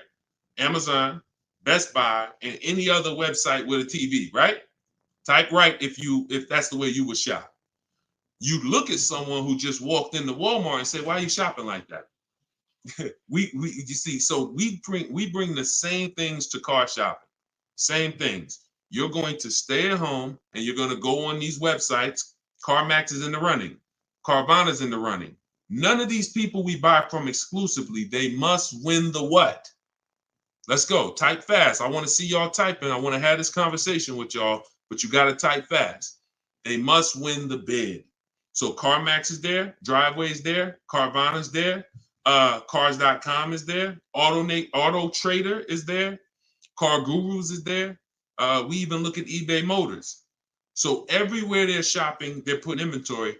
That's where we're looking. Now, if a rental car place has their inventory listed there, then they're in the runnings. If they have their inventory listed on their little website and they just want to sell local people these cars, no, we're not interested. We're not interested. Great question. Go ahead. Go to the next one, Dolan. This one's from TikTok. Is an extended warranty worth it if you buy your lease? I don't get why so many people are buying their leases. Make it make sense to me. Used cars. If you're not, see, we're finding that a lot of people buying their leases because they actually don't know how to shop. So when you look at the deals that we get, you in the last broadcast I showed you Freena. You've seen Greg, $527 a month, $56,000 Kia EV6. You've seen Taupe, $690 a month. She leased her car, $690 a month, $54,000 BMW. Now I know y'all are looking like there's no money down on these particular deals, and saying, oh well. If everybody's if these don't look like the deals I see on the commercial, that's because they're not. You're not going to get great deals looking at commercials. Ignore commercial. But we found that people are buying their leases because they don't know how to shop. And that's not a reason to buy your lease. Because what you're doing when you buy your lease is you're buying a used car. Now, let's just say you're buying this car and you're keeping it. Because sometimes you say you want to keep the car. 8 years. I have something called the 8-year rule. We do not buy a car unless we're keeping it for 8 years. Why? What's the reason? Because the depreciation is going to ruin you. So when you look at somebody like Taupe's paying $690 for a $54,000 car. Every $5,000 a month, every $5,000 that you borrow on a loan is about $100 a month. Depends on the interest rate. For a 5-year loan. 5-year loan. That car would cost somebody about $1,100 a month. She's paying $690. See what I'm saying?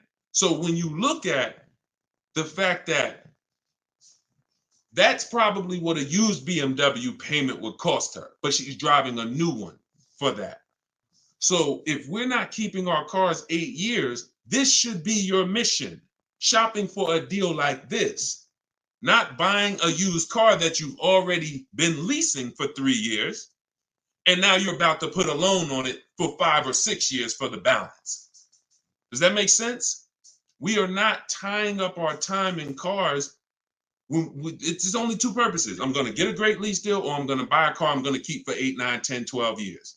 That's it. I want to get you from being stuck in the middle.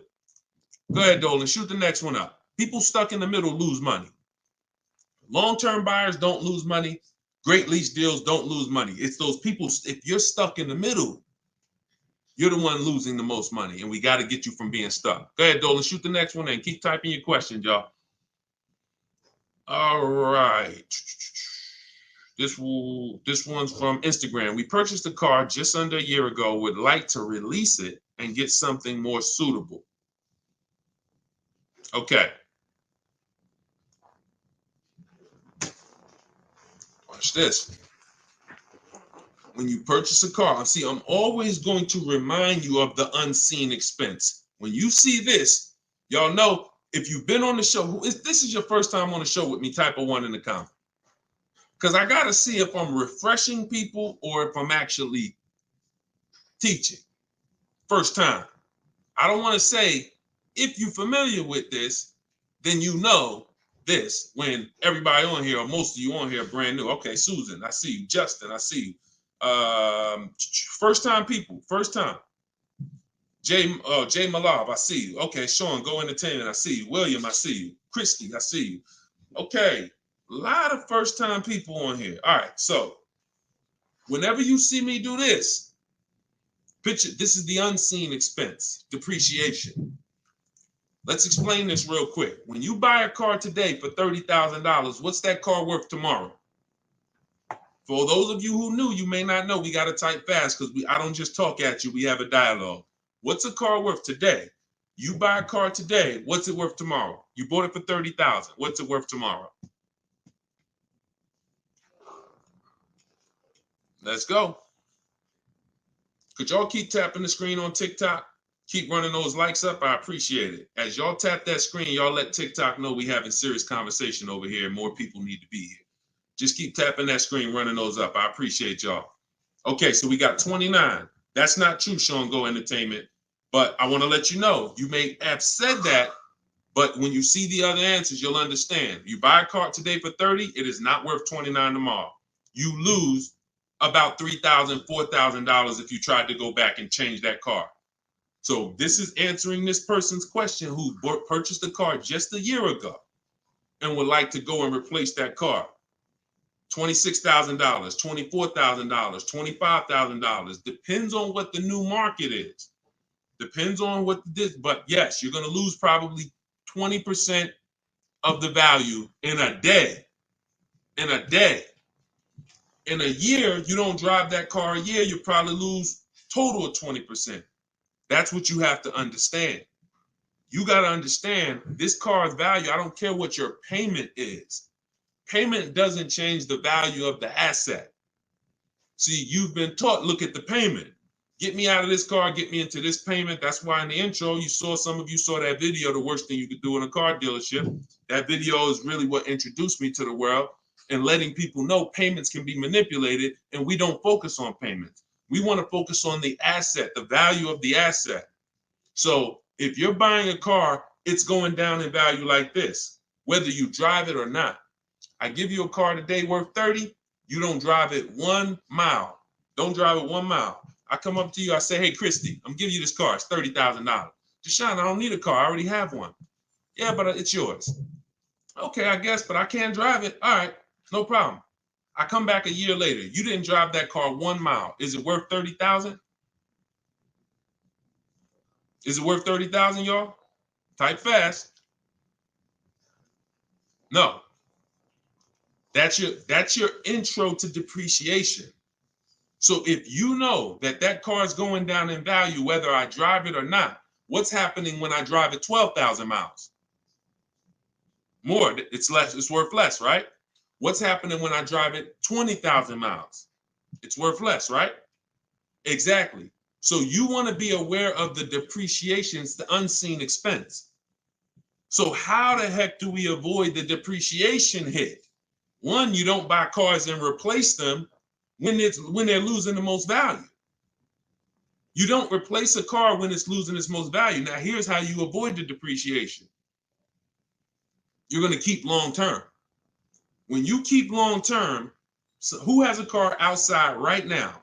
You've had it for at least 8 years. Type me in the comments. If you have a car not at least 8 years, type me in the comments.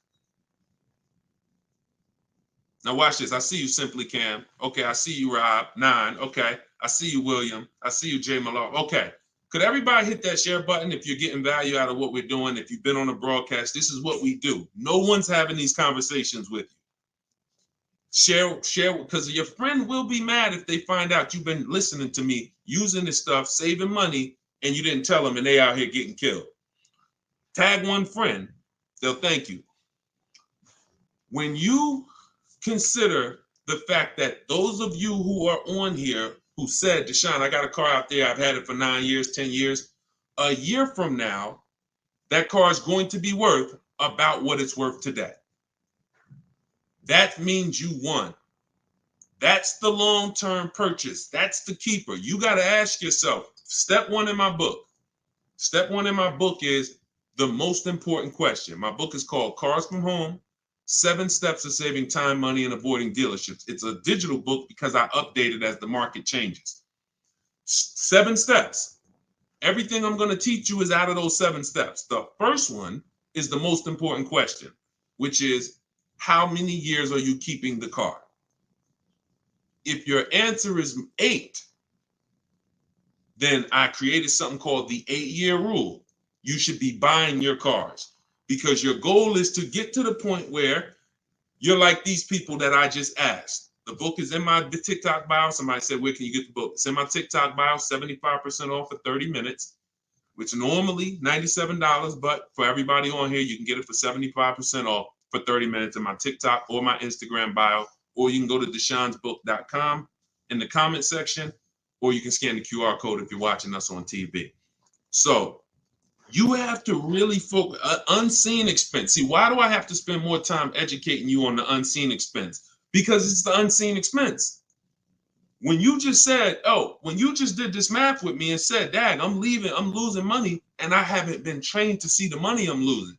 That's why you'll go buy a car and replace it in a year, because they're switching your payments. They're not switching. They're not telling you the fact you lost $7,000 of value.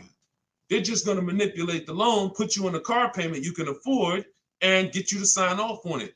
We're done. You're going to understand these numbers because cash buyers would never do this. Cash buyers, if you paid 30 for a car and you came back in 2 months and they said, look, we can only give you 24. You wouldn't do the deal. But payment buyers, you're the one they fool. You're the one who can't see the money. And that's why I have to teach you to see this. So this is where you want to be. Either I'm going to keep my car 8 years. Now, some of you said, well, Deshone, I'll buy used, so I don't have to take that depreciation. But I'm going to tell you something. Buying used is not going to, when you compare, that's not the solution. Buying used or new is for long-term people. 8+ years. Buy new if you can afford to buy new. Buy used if you want to knock 20, 30, 40, 50% off your purchase price and you don't need the latest and greatest. Doesn't change that if you're buying, you should be a long-term person. If you are not an 8-year person, you should be shopping for great lease deals. And I'm going to tell you why. Look at Danielle.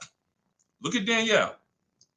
Danielle leased an Audi, $44,000 fee. And I'm explaining to y'all why you've been taught, well, I'm going to buy used, so I ain't going to take that type of hit. But I'm going to tell you, I'm explaining something to you real quick on how that's not the answer. Leasing is the answer.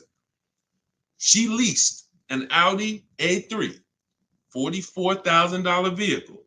She's paying $550 a month, and she gave her first payment. She said with her first payment down.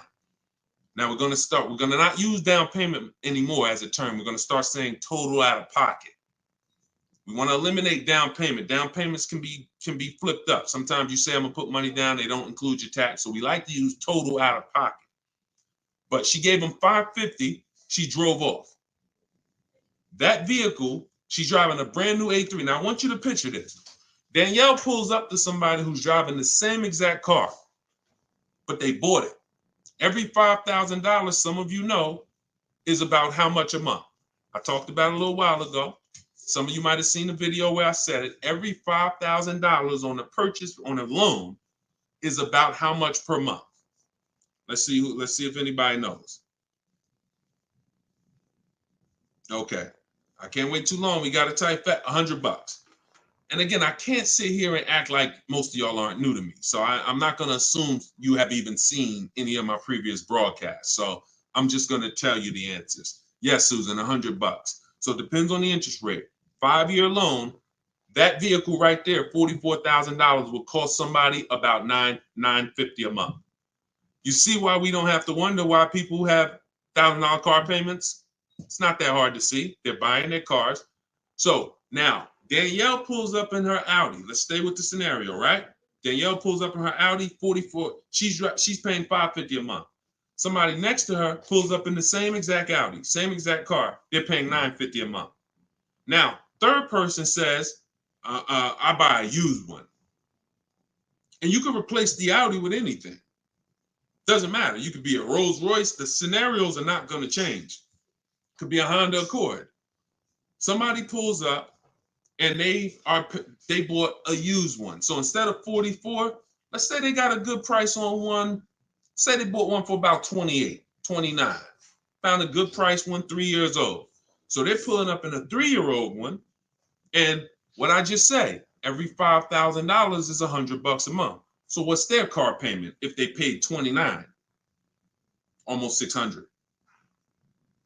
You see what I'm, so now let's just talk about what we're driving and what's coming out of our household so we can hammer this home. I'm not on the fence about leasing versus buying. And you have to get off the fence. We've seen enough scenarios where we know this is the case. One person, Danielle, got a great lease deal. She's paying $550 a month. Another person buying a brand new one, they're paying $950 a month. And they might take a longer loan. Oh, Deshone, I'm paying less. They might take a 6-year loan, and let's say they're paying $850. And then another person is driving a used one, and they're paying $600 a month. Not even a question. It's not even a question. Do y'all see what I'm talking about? 3 people driving the same car. Look at the differences. So depreciation and resale value is what you need to be aware of. These people think they win. That might have been you, Deshone. I'm the type, I bought my used car, then I keep switching them. Now, those 2 people who bought them, if they were keeping them 9, 10 years, that's a different story. It always goes back to the 8-year rule. Okay?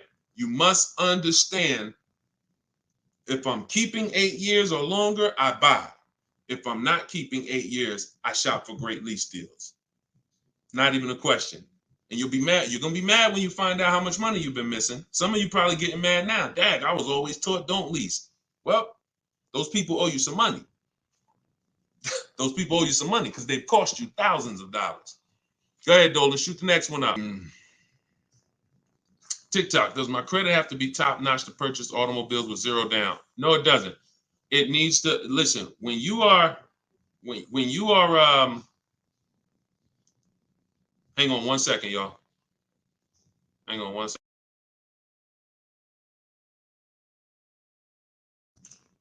When you are buying vehicles with no money down, it's not a favor. It's not a favor. There's only 2 people who can't get vehicles with no money down. And that's people who are trying to borrow too much money, usually have negative equity that they're trying to roll over, and people who have, your credit is too bad and you can't get financing.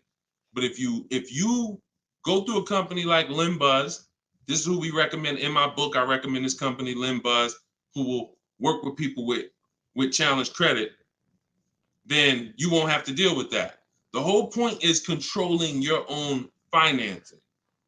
You want to control your own financing. Now, we don't do that by getting pre-approvals. We do that by getting multiple bids.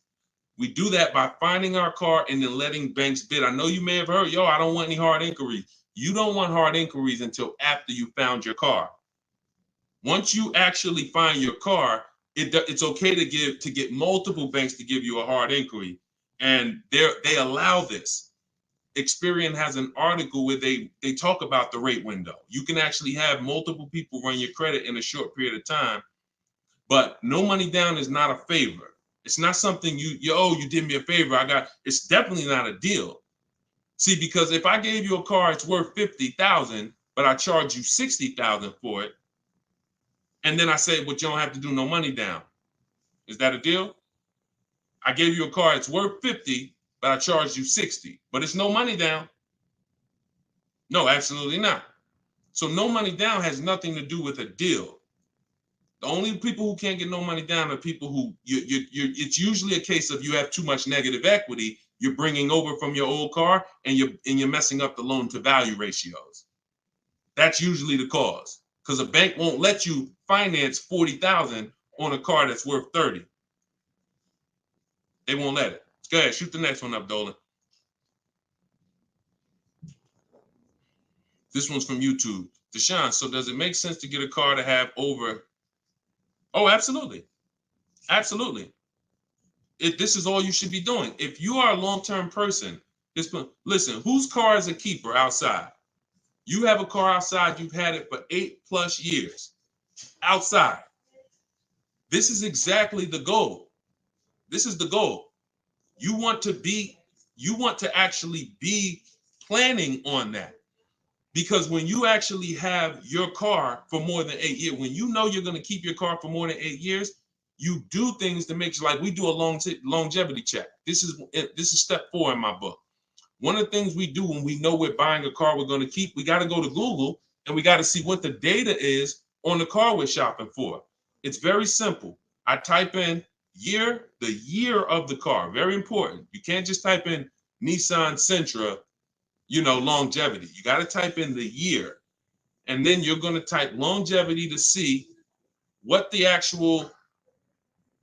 You're going to type longevity to see what the actual data says on the car. We skim those websites. It'll tell us if the car has transmission issues.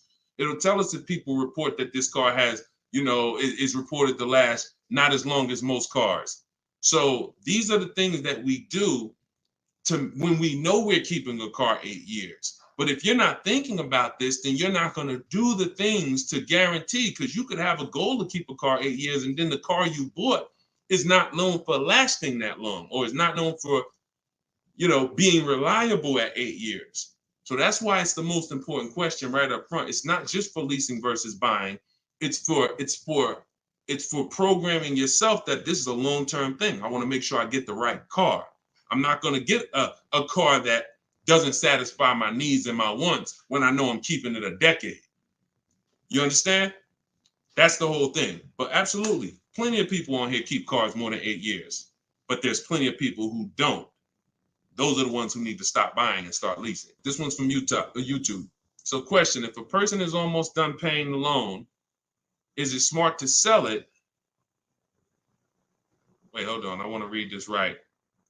So if a person is almost done paying the loan, is it smart to sell it and buy new or keep? No, I wouldn't plan on see we're mixed in the middle. How many years do you want to keep the car? How many years do you want to keep the car? If you're not keeping, it sounds to me like you're actually not a long-term person. And you should be leasing to begin with, because I used to get people who would walk into the dealership and they would say, "Hey, Deshone, is that the brand new one right there? That's the new model?" And I'm like, "Yeah, that's the new one, just came out."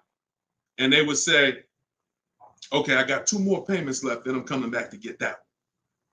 So what they were doing was paying off one car, waiting for the title. Literally, they just paid off a whole car, 5-6 year loan, and now they're about to start another loan.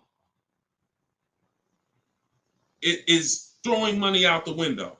You could actually keep more money if you just opened up your window and threw thousands of dollars out. You would actually lose less money doing that than buying and paying off these cars and then going and starting new loans, because again, the depreciation is killing you. When you start getting replaced, that same mindset, and you start saying, okay, I'm okay having a payment, because that's usually what's happening. I have a payment, pay the car off, go start another payment. Once you realize that I'm cool with that, but I want a better car and I want to pay less, then you'll be leasing. So I would tell you, it sounds like you're not an 8-year person, you're not a long-term person, and you should start shopping for leases, and you're going to save hundreds of dollars every month, and you'll have better cars because you don't have to drive cars that are out of warranty and be on your own. Okay? Go ahead, shoot the next one up, Dolan. All of this is out of my new book, y'all. Everything you will ever hear me teach. Some of you have watched my watched my social media videos.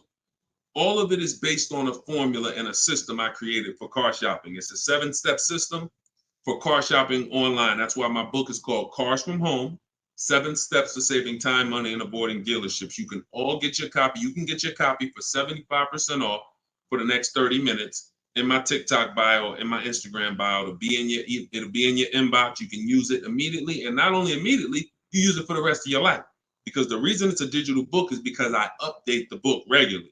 Anything changes, I update the book. We used to have Vroom in our, Vroom was in our strategy. They used to get bids. We used to get bids from them.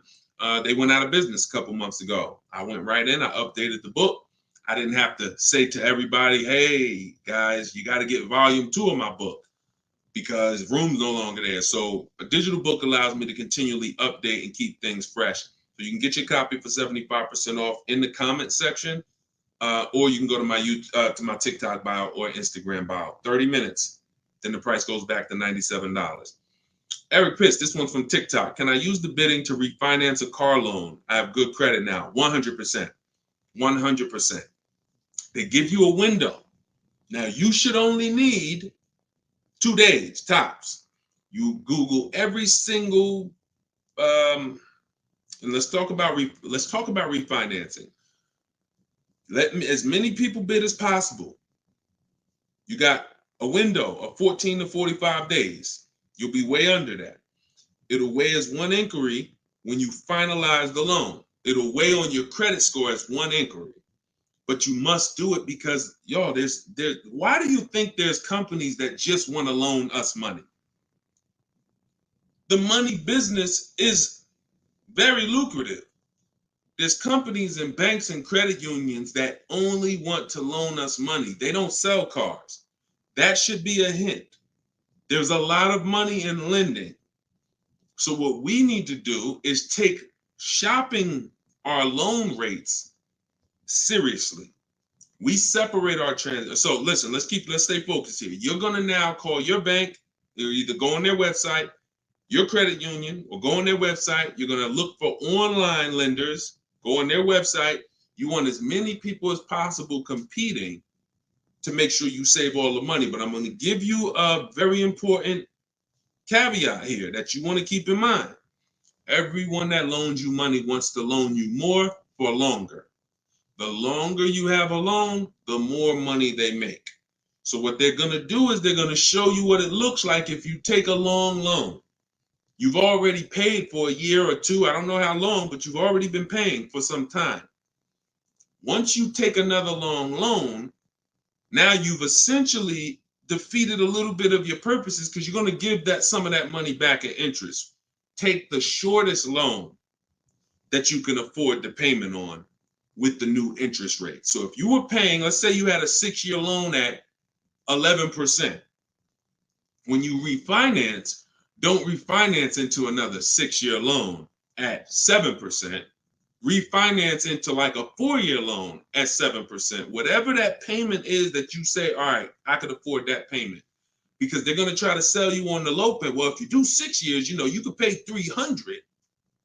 Yeah, but you can always pay it off earlier. Don't fall for that.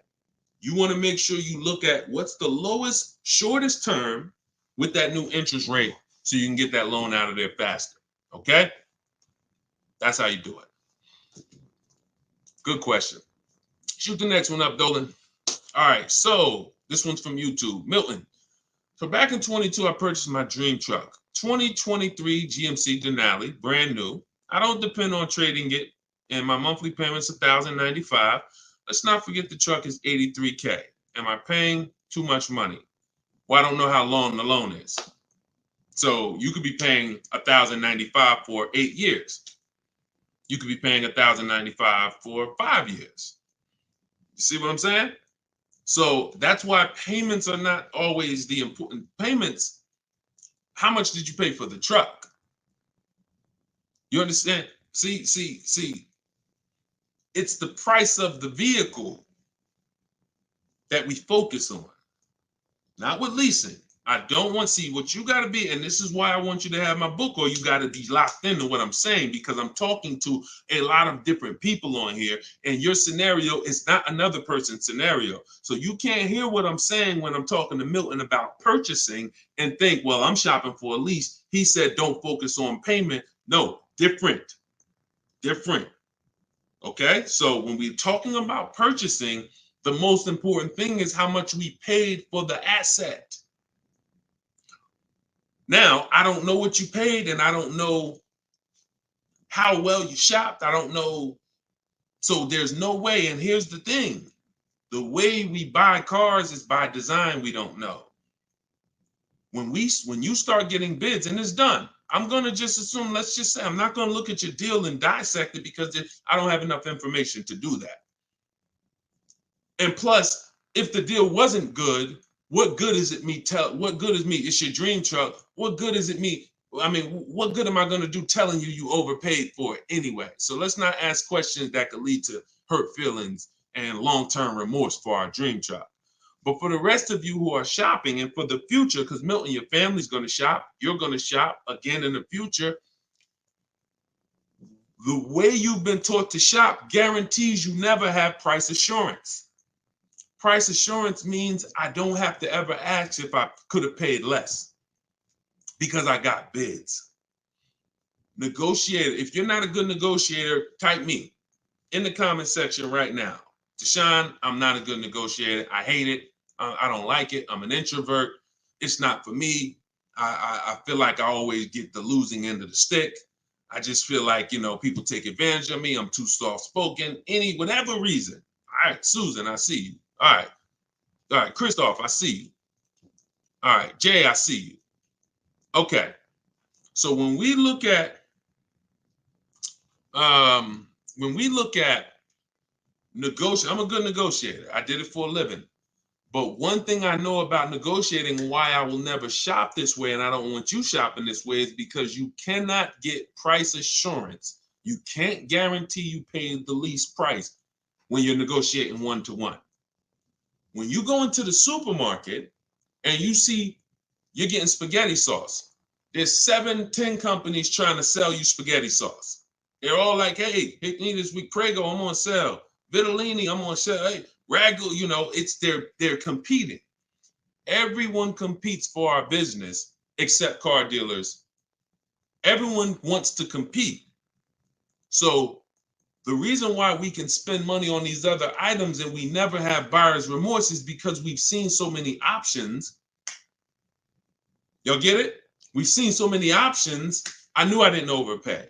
If I told you right now you got to go buy a 100-inch TV and you got to guarantee you don't overpay for it, you're going to be like, Deshone, I can do that.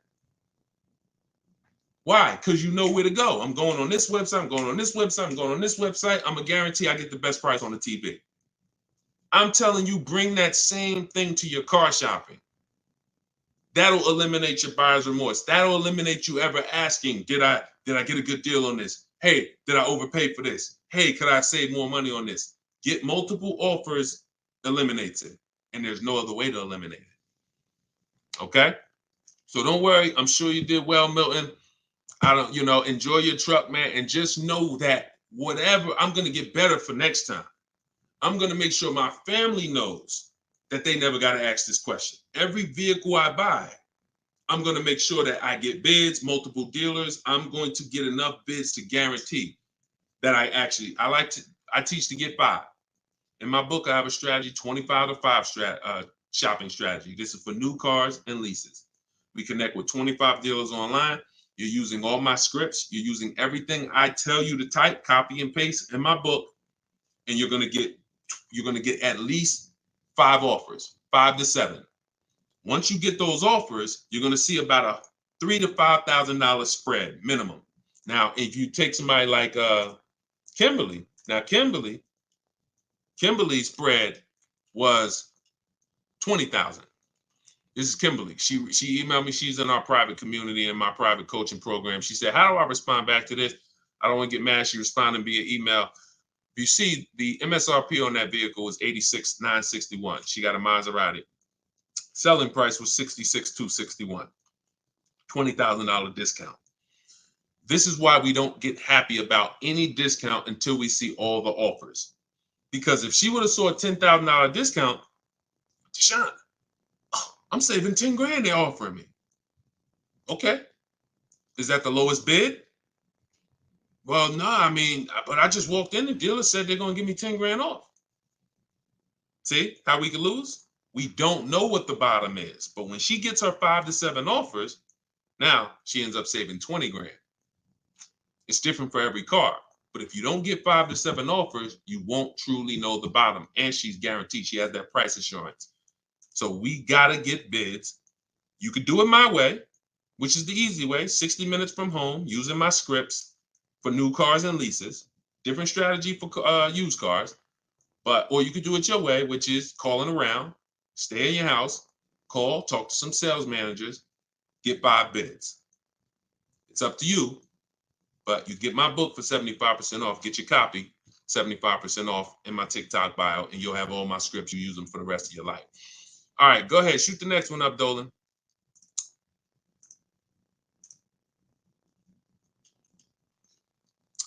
This one's from TikTok. It's 2024. What year should you be looking for if buying? Doesn't matter. You know, your question is new car or pre-owned car. If you're buying, that's a budget issue. In my book, I talk about something when you get to a values question, because some people, you can only get what you want and need in a pre-owned car for your budget. Some people, you can afford both. And you're like, Deshone, I got a budget. I could afford both. I could get a new one. I get a used one. Which should I get? That's a values thing. Do you want it? Some people say, Deshone, I get a new car every 10 years. I mean, I only get a car every 10 years. I'm going to get a new one. Some people said, I don't, you know what? I'm going to knock 30% off the price. I'm going to get a pre-owned. It's up to you. But budget dictates usually whether you're going to get a new or used one. But, you know, I would get the best car for my budget if I could afford. Now, here's the key. Here's something very important. Some of you actually look for 1 or 2 year old vehicles. I'm going to tell you why this is the danger zone. You don't know if I don't know what the brand new price is. If you're looking for something 1 or 2 years old, then you should shop for a new one first. Why? You're typically not going to have enough inventory to look at to really get a good gauge. When you start seeing my stuff, you'll see when you hear me talk about looking at options, multiple offers, multiple options, you'll see we're looking at lots of options very quick and making our decision. When you have only the only way dealers get pre-owned cars is someone trades it or they buy it off lease. And the average time, not many people buy a car and turn around and trade it in a year. So you're going to have a hard time finding a 1 year old car. You might not a lot. You'll find a lot of them. You won't find a lot of them. And when there's not a lot of them, what does that give us? What is the potential for it? Overcharge. If the dealer knows there's not a lot of them, I might overcharge you. Now, here's the problem. Here's why you must shop for a new one first. Let's say the brand new market on that vehicle is my best offer. I could save $5-6 grand. Let's use a vehicle that has like $6,000 in rebates and I end up saving 10 grand. If I could get a new one and save that kind of money, $40,000, and I end up buying it for 32, 33, whatever, 34. Now that's going to dictate the market, because some people will look at that 1 year old one for 32 and be like, okay, I like that price. That's a problem. That's a problem. Because why the heck would I buy a 1 year old one for 32 if the new market is I could get a new one for 34, $2,000 more, I get a brand new one. This only happens when we're looking at cars that are very new, 1 or 2 years old. If you're looking for a 3-year-old one, there's going to usually be lots of options, lots of inventory. 4 years, lots of options, lots of inventory, and you don't have to worry about that. Cool G said you answered my question. That's typically what happens, because a lot of you in here, although there's a couple scenarios, a lot of you in here, you got to realize your scenario is not unique. You have thousands of other people who are in the same exact scenario as you. So if you stay on long enough, you'll usually hear somebody ask a similar question, or you'll usually hear me answer a question you would have asked. But yeah, that's the first thing I would say. Focus on, you know, if you're buying a 1 or 2 year old one, you always shop new first. We got to know what the new market is to know what we should be saving on a 1 or 2 year old one. If you're buying 3 or 4 years old, then you don't have to worry about that. Go ahead. Shoot the next one up, Dolan. Instagram. I always think I get a good deal, but then I don't. Bids. You eliminate this with bids. Look, I wish I was coming into your life to tell you you're doing okay. The fact is, most people are not, because you don't have price assurance. And price assurance gives you when you don't have price assurance, you have potential for buyer's remorse. Aside from the car. And I know this. Look, I'm a nice guy. I consider myself to be a nice guy, but I'm in the bad news business, because I'm not meeting you telling you you're doing good and then, oh, you're doing so good, but I want to help you do better. I'm meeting you telling you that 99% of what you've learned about buying cars, leasing cars is wrong. And not only is it wrong, it's cost you thousands of dollars already. Now you get to decide from this day forward, are you going to change the trajectory of the finances that you pay for cars? You get to make that decision. But you got to admit you need help. You got to admit you're not doing as good as you would have hoped you were doing. And if there was 80 people out there teaching what I teach, then God bless, that would be a shame if you didn't tap into one of them. There's not.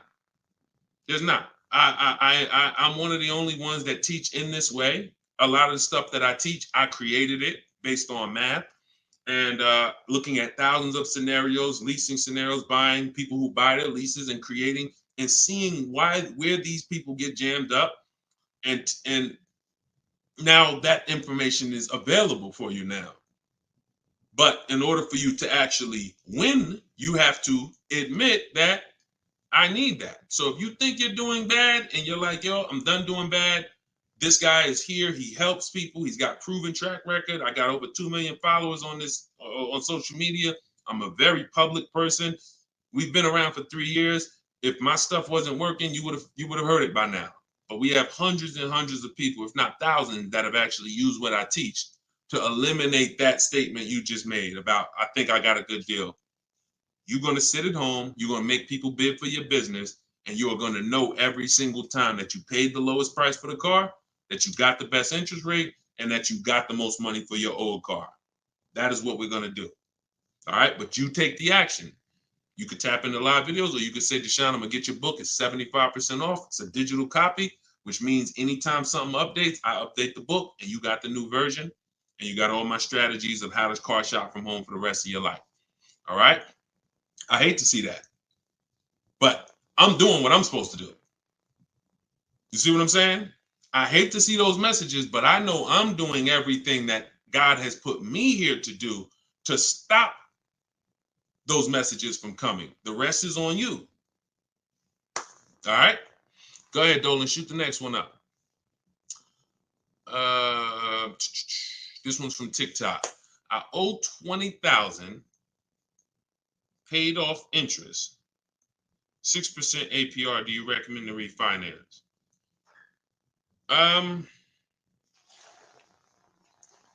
Depends on how low you could get.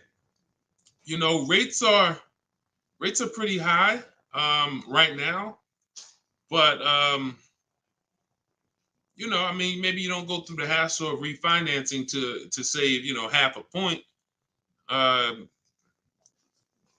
You know, that's tough. If you can't save a good amount of money refinancing, can't drop your, you know, but at the same time, money's money. So if I could save 1 point, that might save me $500 on my loan.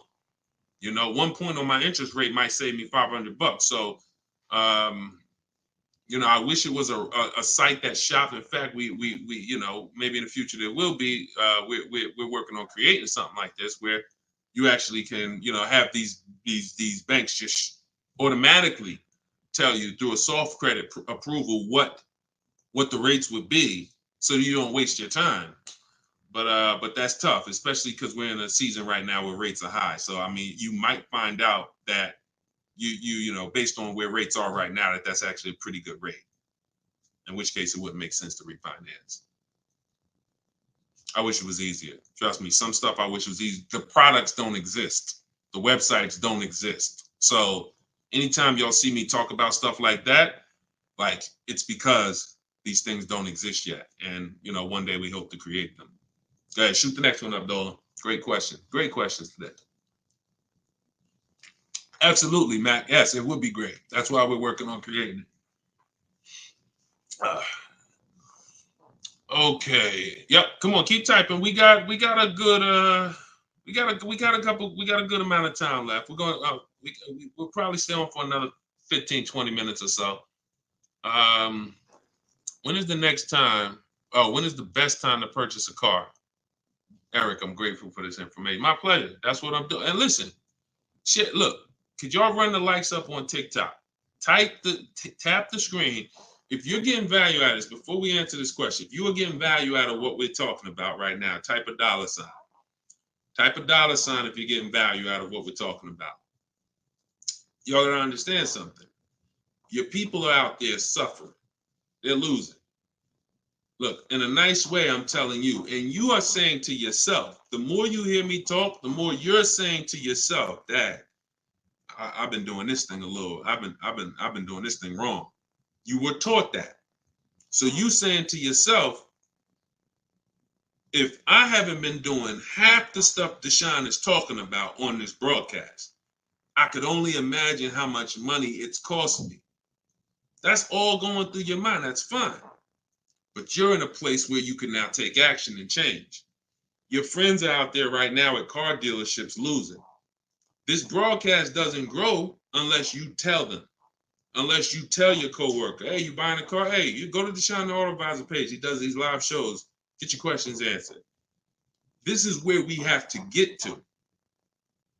This is where we have to get to if we're going to really make a change besides, changing our own bank accounts. That's the goal, but then we go and we help others. So I'm glad to see a lot of people getting value. All right, so let's do this. Let's answer this question. This one's TikTok. When is the best time to purchase a car? So this is marketing. Marketing wants to tell you there's a best time to come in. Now, imagine you own a business where the customers are so trained that they come in the same time every month, no matter what. That's the end of the month.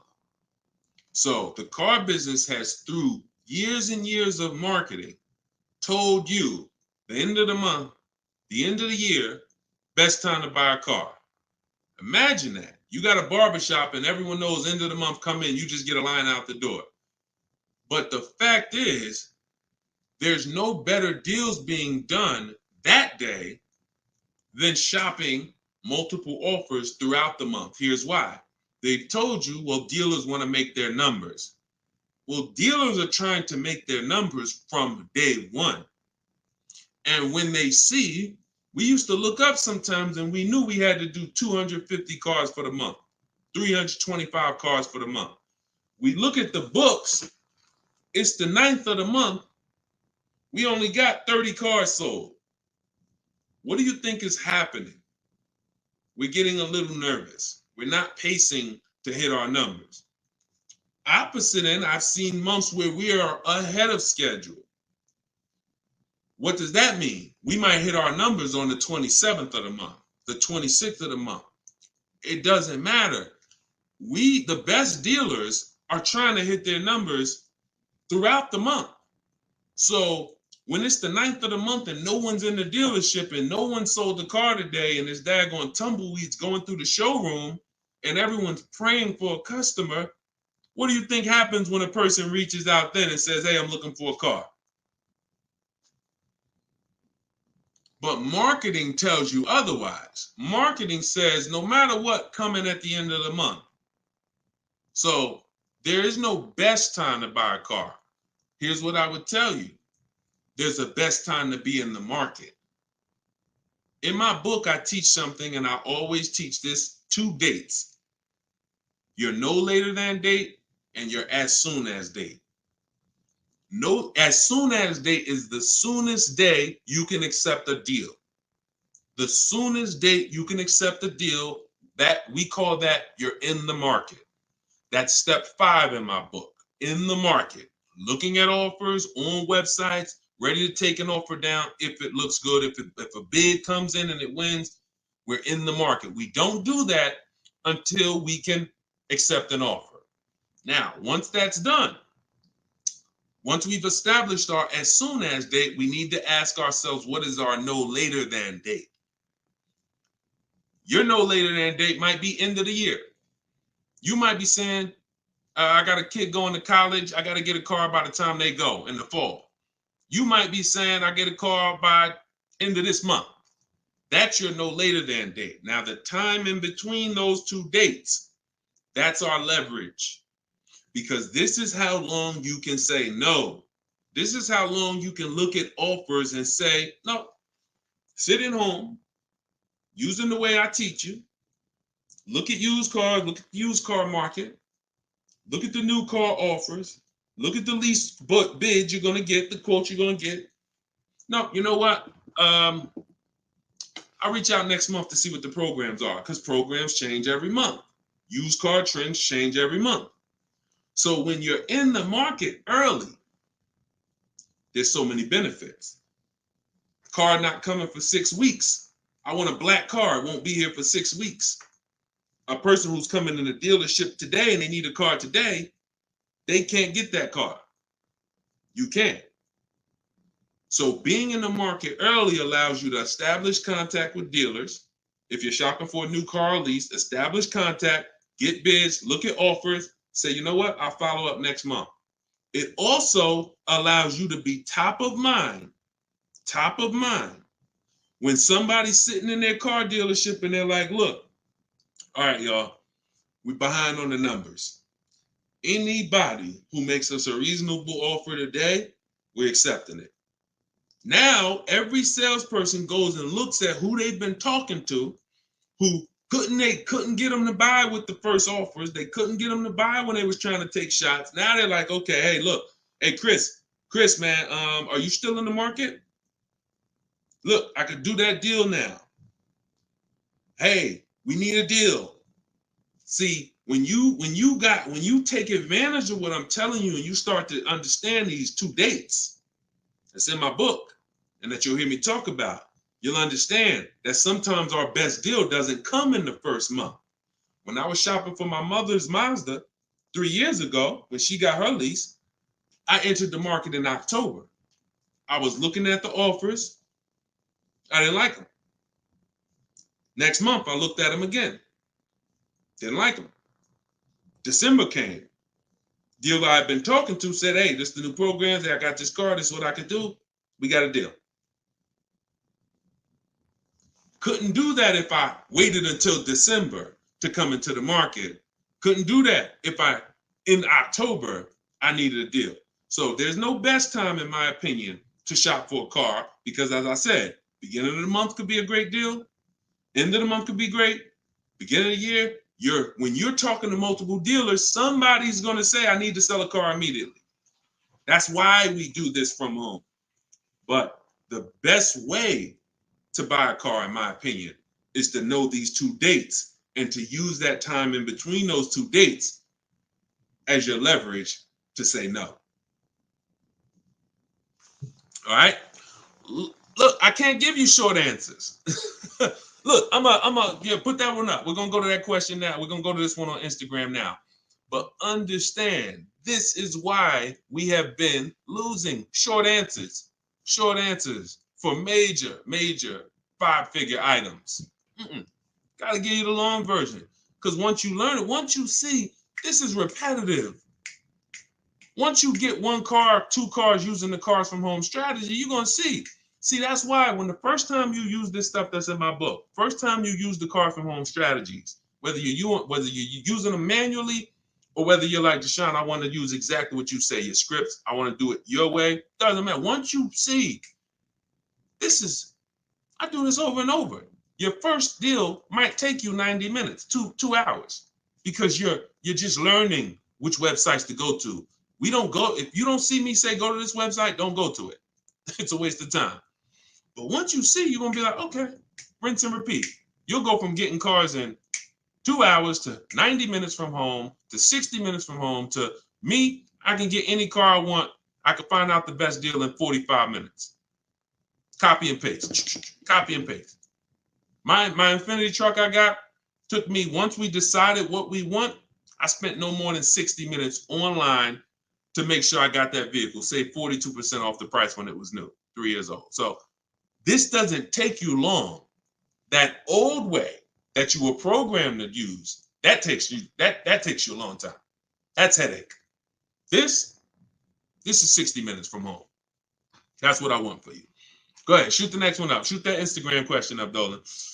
All right, how do I get quotes from car dealerships to take with me to take in my lease? I will be leasing another car. This is without having a credit check run. Yep, we never need a credit check to get quotes. Now, some people will tell you that. Now, if you're at home, then you'll see when you're at home, there's a script that I use when a dealer says they don't do something, and we require all our customers to be here to get a quote. Okay, well, I'm talking to a couple of dealers. No one else has said that. Should I remove you from the list? See what I'm saying? You're gonna see when you're using Deshone scripts, you saying what I would say. you see what I'm saying? So if you are in a dealership, I can't help you. I don't even want to even talk about that. I'm not going to tell you how to go, and it's like oil and water. Somebody called me back when I was first coming out the business and I was first starting this education business, and they said, Deshone, somebody told me to call you. I'm in this Toyota dealership, man. I'm trying to see how do I get the price down on this car? I said, get up and walk out. Get up and walk out. Because if you're in an 80% dealer, you can't, no matter how much they take off, you lose. The only way you're going to win is to sit at home. I can't tell you how to mix the old way of shopping where you have no leverage, where you have no price guarantees, where you leave, no matter what price you get, you always wonder, could I have done better? I can't tell you how to mix that with what I teach. But if you're willing to unlearn that and say, okay, that's what the car business taught me. That's what I learned it from my parents. That's what the car business taught my parents. But no, we're going to do this. I'm going to use what Deshone teach. This is a car salesman, 14 years. Now he's educating us from an insider standpoint. You come out of that and you sit at home and you call and you could do it manually. You could do it manually. I can't twist anybody's arm to get this book for $24. But if you're going to do it manually, realize there's people trained and you're going to talk to them, which means you got to be aware when you talk to them. That's why I say only ask for sales managers. Only ask for sales managers. Because if you try to do this with salespeople, some sales managers will make it hard, but you got a better shot. But you need to get 5 quotes. Doesn't change because 80% of dealers are overpriced. Now, my way, in my book, I teach something called the 25 to 5. It's all online. So we're contacting 25 dealers through their website, and we're having conversations with usually 7 to 10 of them, copy and paste scripts you're using, and you're keeping the conversation moving forward. Our first goal is to see who has a car I want. Before I even talk to you about anything, I want to see out of this 25 dealers who has a car I want. Second thing I'm going to do, once I identify who has a car, I'm going to request a quote. But I need to give them everything they need to quote me. I need to give them my zip code so they can run the tax. I need to give them what I do for a living to see if I qualify for any rebates. I need to give them what cars I have in my household, whether I own it, lease it, own it outright to see if I qualify for any rebates. I need to give them my My soon as date, my no later than date, this is all copy and paste in my book. So the reason why some of you have a hard time shopping online is because, one, you're dealing with trained people, and two, you don't know what information to give so that they could even give you a quote. So if you're giving, so my book, you're using copy and paste, and we're never talking about credit. It's not even a question. In fact, one of the things we say in one of my templates is assume tier one. So we're assuming tier one, getting our offers, and then we are not letting anyone run our credit. This is not just for leases. This is for everything. No one is running our credit until after we've agreed to buy something. We're telling them assume tier one. If I don't qualify for tier one later, we'll talk about that later. But I want to see the price. Tier one, I want to see the price. And that's what we do.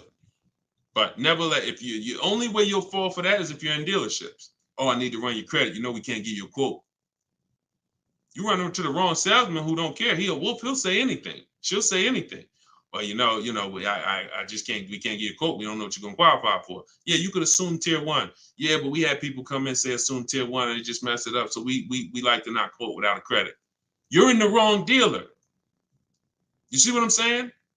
These people are by design. We're trying to run them out of business. When more people, this is why we're trying to get this broadcast out. Because until more people start shopping online, they're going to continue to do that stuff.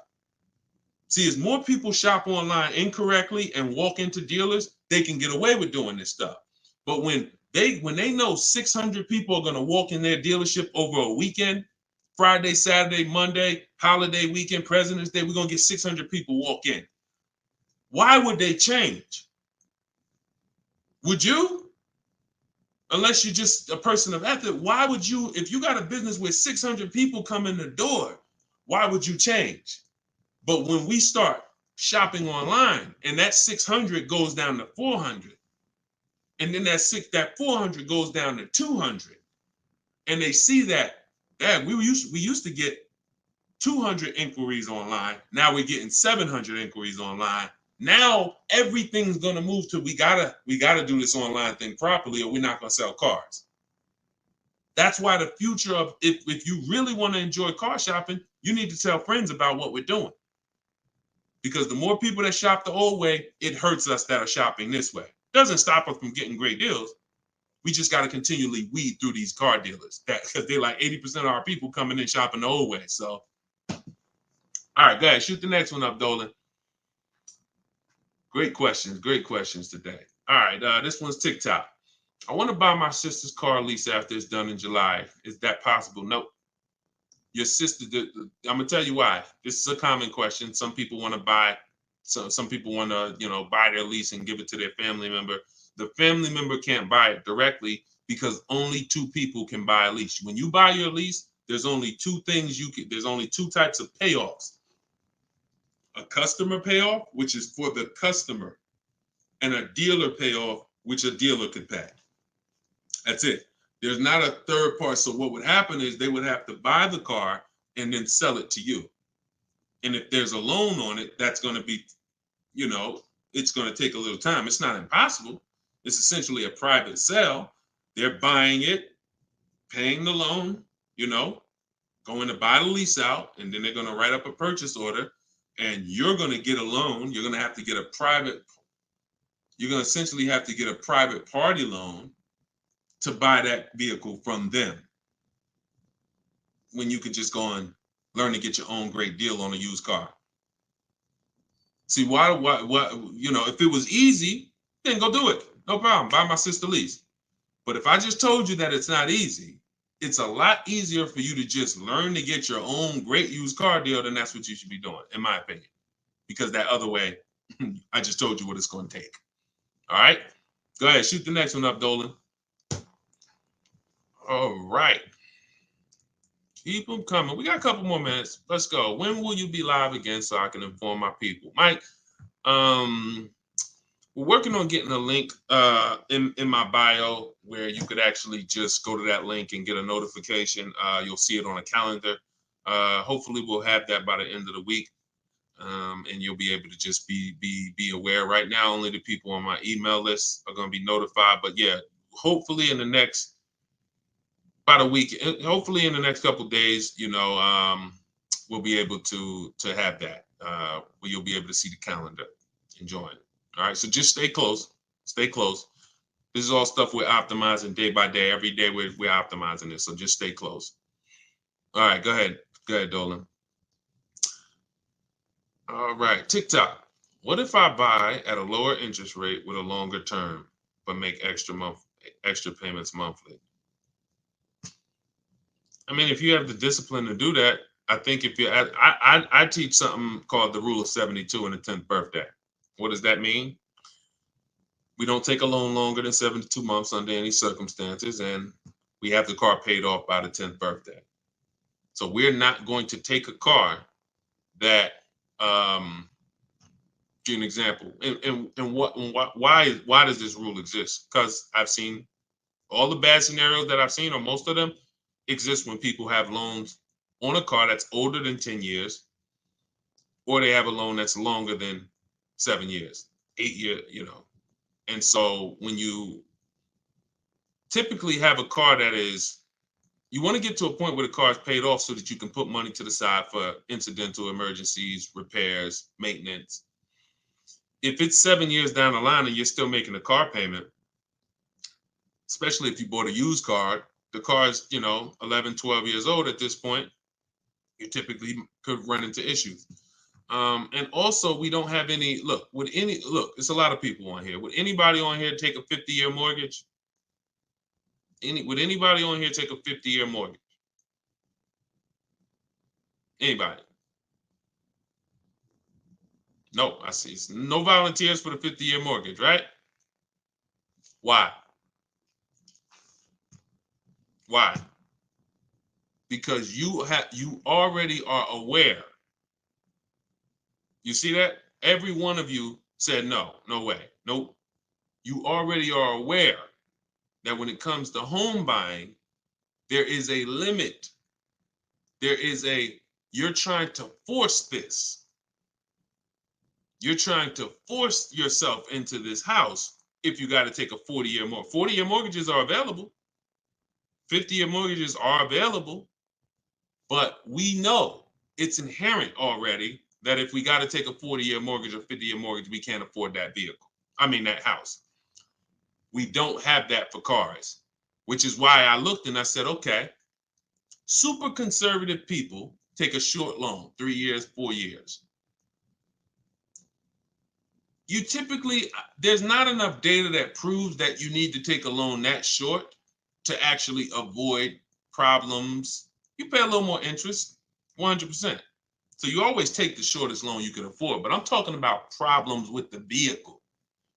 I'm not talking about interest. You got to combine what the nightmare stories is not, I paid on a car for 6 years and I paid that much interest, because interest can be fixed with refinancing. The nightmare story is my transmission's having problems and I still got 2 years of payments left on the car. Car's in the shop and I still got a payment. If you've been in that situation, you understand how car's in the shop right now, can't drive it, and that bank wants their payment every single month. We're trying to prevent that.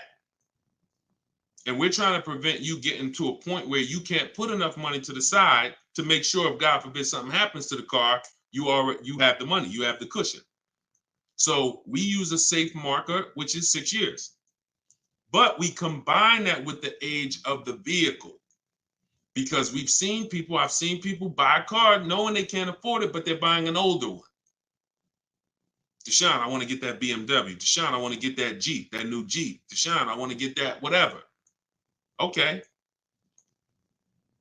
But the one you want, in order to get it where you want it at, you got to take a 7-year-old one.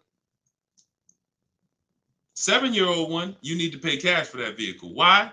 Because what you're going to do, if you tie a 6-year loan to that 7-year-old vehicle, now that vehicle's 13 years old before it's paid off. So when that transmission goes, or when things start happening because the vehicle's 9 years old, 3 years, now nightmare. So I had to create these boundaries. You don't have to use them. You can step over them. It's okay. but now you know there's boundaries. See, I'd rather you know. If you get my book, you get your copy, you get your book, Cars from Home, you'll see full of boundaries. Full of boundaries. Strategic moves, strategic shopping, ways to look at car. Okay, when I'm buying a used car, I need to make sure the Carfax look like this. I need to make sure that boundaries. You've never had them. So if you step over them now, at least you know you're stepping over a boundary. At least you know you're taking additional risk. See, if there's no speed limit, how do we know we're speeding? Once they put, speed limit 65. Okay, now I know when I step over that, I'm breaking a boundary. So this is what we are bringing to car shopping. Based on horrible circumstances that we're trying to help you avoid. Like buying a car and then it breaks down and you still have a loan on it. So that's the thing. Rule of 72 on the 10th birthday. We don't take a loan more than 6 years, and we have to have a car paid off by the 10th birthday. So if we're buying a 5-year-old car, we can take a 5-year loan. If we're buying a 6-year-old car, 4-year loan.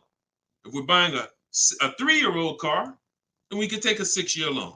Not a 7, because we're not going past 6 years. So we can't have the age of the car and the years of the loan be more than 10. That's going to create a lot less risk. Now you said, Deshone, I can't get the car that I want with a 6-year loan. I can't get the car that I want. That means you, in our minds, you can't afford the car. You can do what you want, but at this point, if you got to get a 7-year-old car and you got to put a 6-year loan on it, you can't afford that car. You can go do it because you're grown. You can do whatever you want, but you're taking a lot of risk. And that's all I want you to know. So if God forbid something happens, or if it doesn't happen, you're like, man, I made it out. That was a little risky. But if something happens, you can say, Dad, took a little risk and I shouldn't have. You understand? All right. All right, we're an hour and 22 minutes in. You know we could go all day, y'all. I really want to continue to all you guys are chatting with a video recording. Slade, you see what I'm saying? This is what I call confidently wrong. You know what I'm saying? Person comes in, you know, look, how you feel, Slade? How you feel? All right, so look, y'all, we'll wrap it up. I will see y'all on the next one. Like I said, in the next couple days, we should have a link in the bio where you'll be able to see exactly when we're live. Jump on. But for those of you who just jumped on, everything that I teach, everything from my videos is all from my new book. It's a digital book. It's called Cars from Home: 7 Steps to Saving Time, Money, and Avoiding Dealerships. No matter what your scenario is, it's broken down in 7 steps. Negative equity, high mileage drivers. You want to lease, you want to purchase, it's the same 7 steps. You just need to learn those 7 steps. And as you use it, you'll see you'll never go back to the old way. You'll never go back to the old way of shopping again. Once you start getting great deals in 60 minutes, 90 minutes from home, making people compete for your business, and you can get your copy for 75% off for 30 minutes. After that, it goes back up to $97. So you can go and you can actually click the link in my TikTok bio, grab your copy, or click the link in my Instagram bio, grab your copy, or you go to Deshone's book in the comment section, or scan the QR code. All right. I see Slade didn't comment. Slade, I wanted to see what you was going to say, man. You ain't, you ain't comment again, man. You know, I'm trying to probably dipped off, man. But anyway, I appreciate y'all. We will be back more for live, and I appreciate you. Tell your friends, go watch Deshone's live broadcast, because we want to peel back the curtain, man. We need y'all saving money. All right. Let's keep unlearning, keep relearning. God bless you.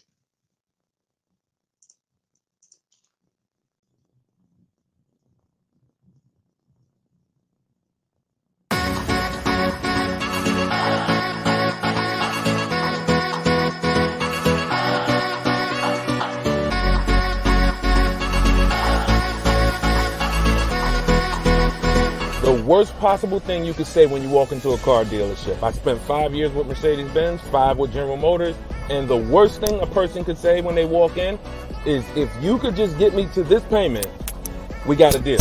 So your loan's probably still like 19, which means you got to pay to get out. You're upside down. It's called negative equity.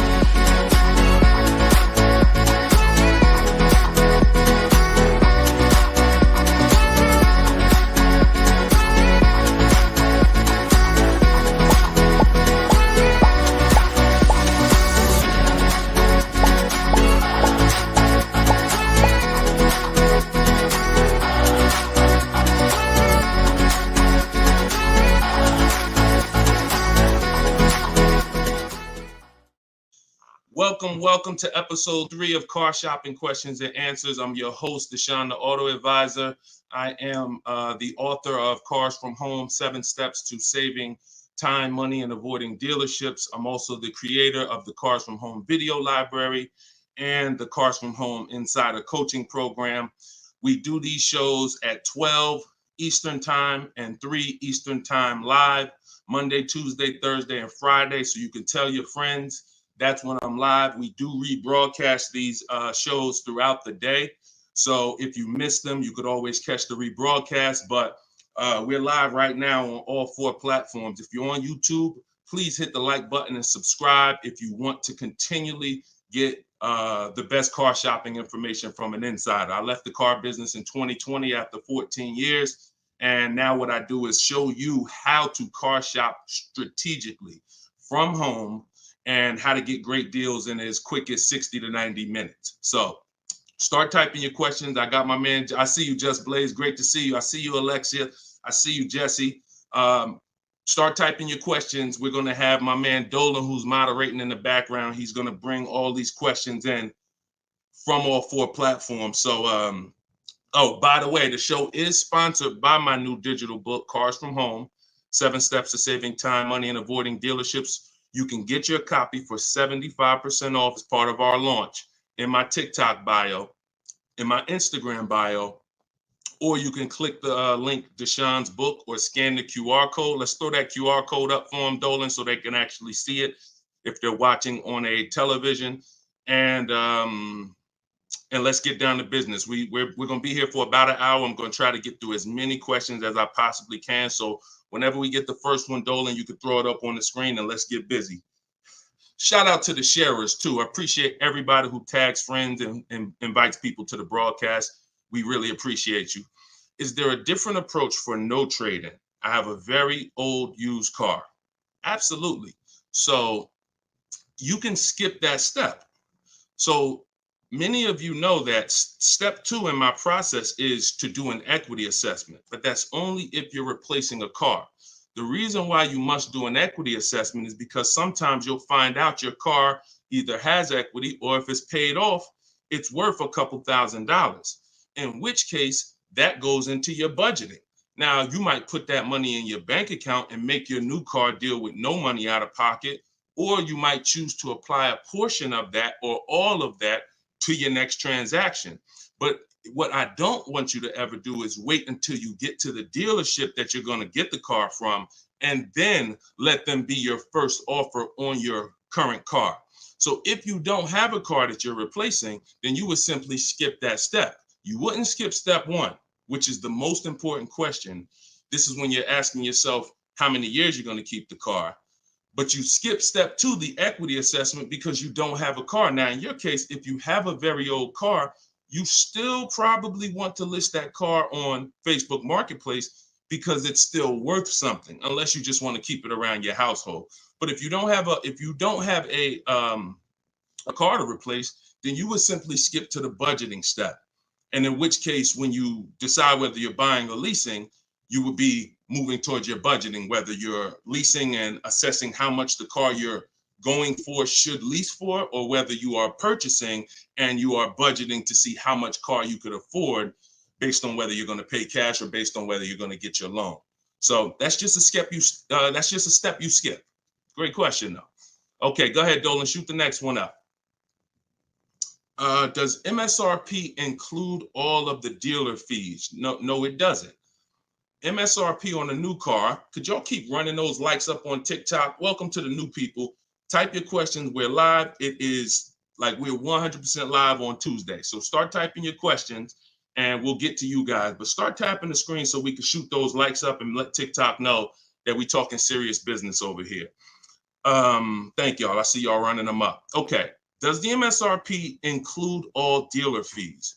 So it depends on what dealer. Usually no, because 80% of dealers, as I say, we have about 8,000 people that we've worked with since 2021, between the people who've gotten my book and the people who've used the video library, the Cars from Home video library. We get people data from all around the country. And what we see is about 80% of dealers are overcharging you. whether they're not giving you the discounts that their competitors would give you, or whether they're marking the MSRP up with bogus fees that they will try to convince you need to pay if you want to buy from them. So the only way that if you're talking about, like, let's say I'm shopping for, Toyota Highlander. When I'm looking at for example, let's say I'm shopping for a Toyota Highlander and I'm going to lease it. When I'm budgeting for a lease, our goal is to always assume about a 1.25% lease. So what I would do is I'd take that MSRP, let's say it's $48,000. I'd multiply that by 0.0125. That's going to be $600. $600 a month is what that vehicle should roundabout lease for when I find the best deal, which means one dealer beats all their competitors. And I'm not going to assume this to be the best deal, because we've had people who got 1% leases or 1.1% leases. We've also had people who get the best offer is going to be 1.4%. But what we're doing is we're using that middle portion. Some of you know 1.5 is the absolute max. You don't want to pay over 1.5. If I took that same vehicle, we'll do a lease scenario and then we'll do a purchase scenario. If you took 1.5 and you multiplied that by that same MSRP, now that's $720 a month. Above this, now we're paying too much for a vehicle we're going to be giving back. And the purpose of a lease is to avoid the natural depreciation that someone who's buying is going to take, and also to drive a lot of car for the money we're paying. So the lower percentage we pay relative to the MSRP, the better the deal. So everyone's going to charge different things. That's why we must get bids. We can't depend on a dealer who's going to say, oh, I'll honor the MSRP. And if I'm purchasing, then some dealers are going to not charge that same vehicle, that same $48,000 vehicle. Some dealers are going to charge $49,000 for it. Some dealers are going to charge $50,000 for it. Some dealers are going to charge $48,000 for it. And some dealers are going to charge less for it. We don't know who's who, which is why we must get bids. And part of what I teach is, and pretty much the gospel of what I teach is how to get bids online using dealers' websites so that we can sort for the best deal. We're not negotiating for the best deal. We are sorting. Good to see you, Yank. Even though you went a little left on the program yesterday, I saw you. But I'm here now. So go ahead, shoot the next question up, Dolan.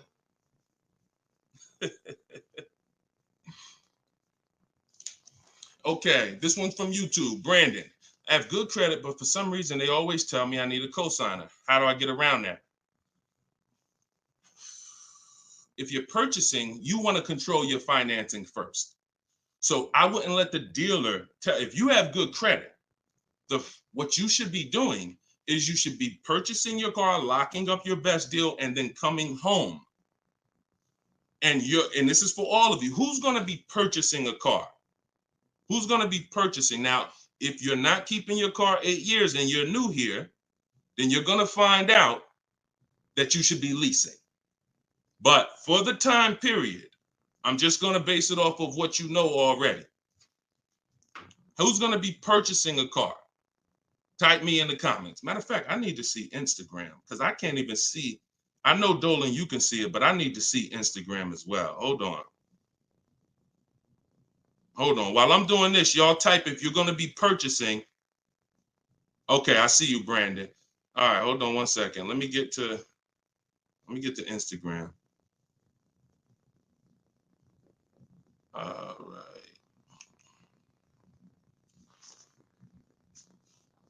Hold on, give me 1 second. All right, I can see Instagram now. Hold on.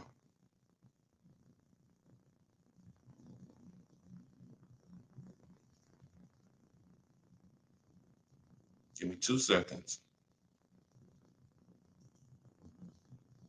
Okay, here we go. So if you're going to be purchasing, let me mute that. Yeah, I see you. She's like, please see us. I see you, LA Connects. Now I can see you. Okay. So if you're going to be purchasing, then what you're going to be doing is actually getting you're going to get your car. Do not let anyone touch your credit. No, this is for all cars, Crows. Just stay put. We talk about new cars, leases, and used cars. Stay put. Like, we got lots of people on 4 platforms. So you never want to let anyone touch your credit until you have already found your car.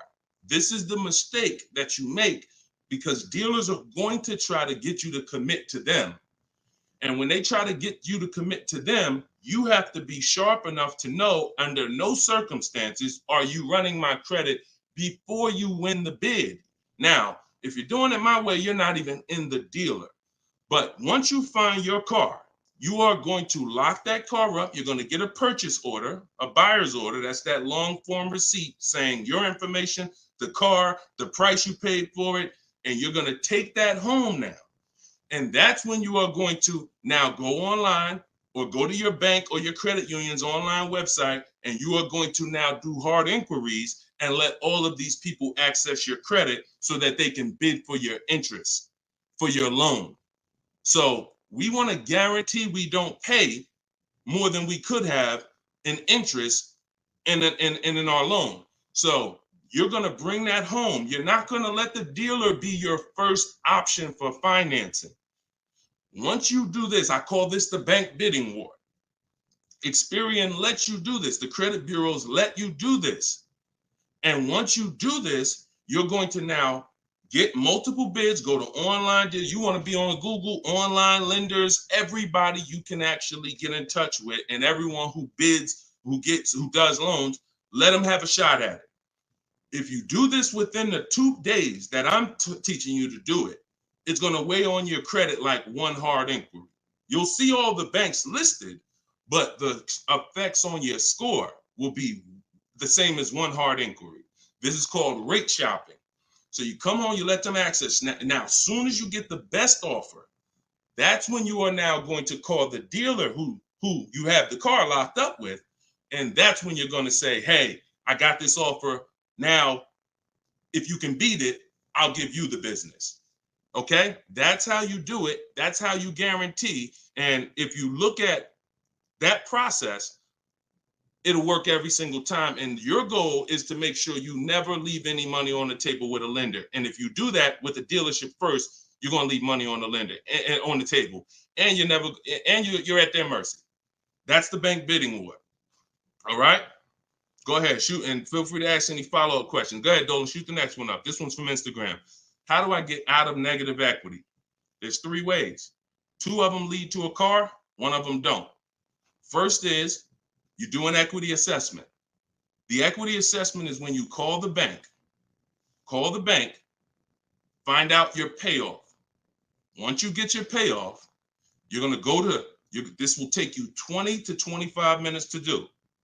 Everybody who has negative equity, focus on this right now. You're going to go to CarMax.com, Driveway, Carvana, Kelly's Blue Book Instant Cash Offer. Do not use KellyBlueBook.com. Kelly Blue Book Instant Cash Offer. Our cars are only worth what someone's willing to cut us a check for. That's all they're worth. So these companies I'm giving you make you a cash offer. That's what we want. Kelly'sBlueBook.com. Instant cash offer. Car Guru, sell my car, and Auto Nation, sell my car. That's going to get you 6 offers. Now your best route to go is whatever your negative equity is based on those offers. If you can pay the difference, that's where you want to go. If your best offer is 21, but you owe 23, you want to pay that $2,000 and get out that car. Because the second route I'm about to tell you is going to give you a greater amount of negative equity. And then when you go to do this, you're going to see that you have less control. So your second route, if you can't pay the difference, is you must get the car from the dealer who actually you're buying the car from. You must give them your old car because you need them to wrap your loan. You need them to wrap that negative equity into your new car deal because you can't pay the difference. And 9 times out of 10, the car is not going to be worth to that dealer what it's worth to CarMax or Driveway or Carvana or one of these online bidders. So you'll find that your highest offer from the online bidders might be 21. Your highest offer from the dealer you're going to get your car from might be 19, because it's not worth that to them. So that's why I say plan A is pay the difference. Plan B is, if you can't, you have to get your car from that dealer and ask them what to assess your car and see what it's worth to them, because you need them to build it in. Now, if your negative equity is too much, if you have too much negative equity, then you're going to have a problem getting out, because you're going to have you're going to mess up the loan to value ratio. You can't move 15 grand over on top of a $30,000 car and expect the bank to approve it. They're going to require you to put money, in which case you got to stay in that car. You either got to put the money down to get out, and if or you got to stay in that car and pay down that balance.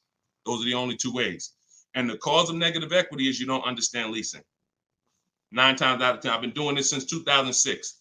90% of you who have negative equity, the cause is you don't understand leasing. In the next 2 days, I'm going to do a leasing versus buying class on this show.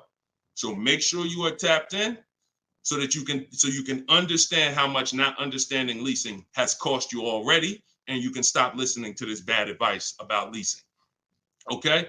All right, y'all. Listen, I'm not seeing the shares. I'm going to be honest with y'all. Y'all know I keep it straight. I'm a straight shooter.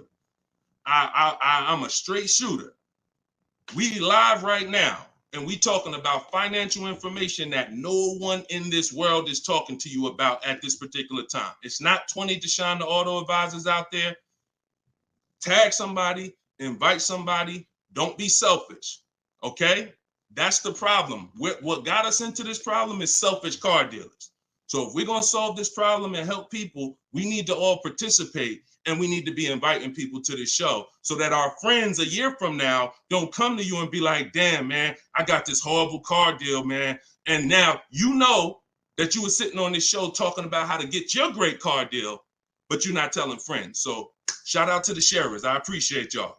All right, go ahead. Shoot the next question up, Dolan. I see you, LA Connects. Appreciate you. Let's go. When I see leases advertised on TV or radio, why do they always have thousands through a signing? Well, this is a similar question. All right, Steve Phillips asked a question from TikTok, and then I see Dreamer asks about advertised leases that she sees that always require thousands down. So you always tell people how to customize your lease. You do not go into a dealer.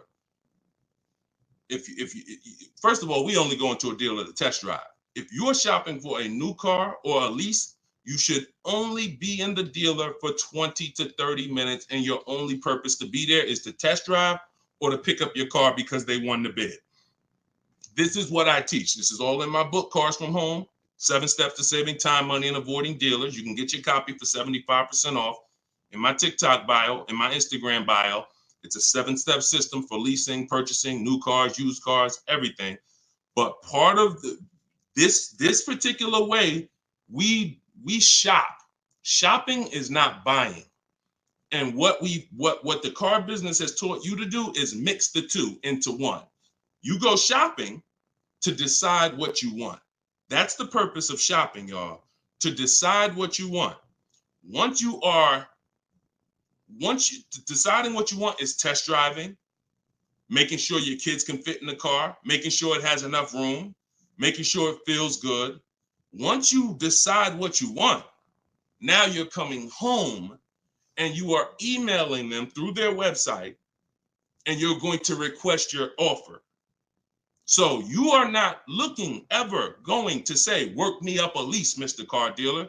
If you say work me up a lease, they're going to work you up a lease based on probably a couple thousand down, probably leave out the tax and the fees, and you're going to deal with that nightmare of traditional car shopping.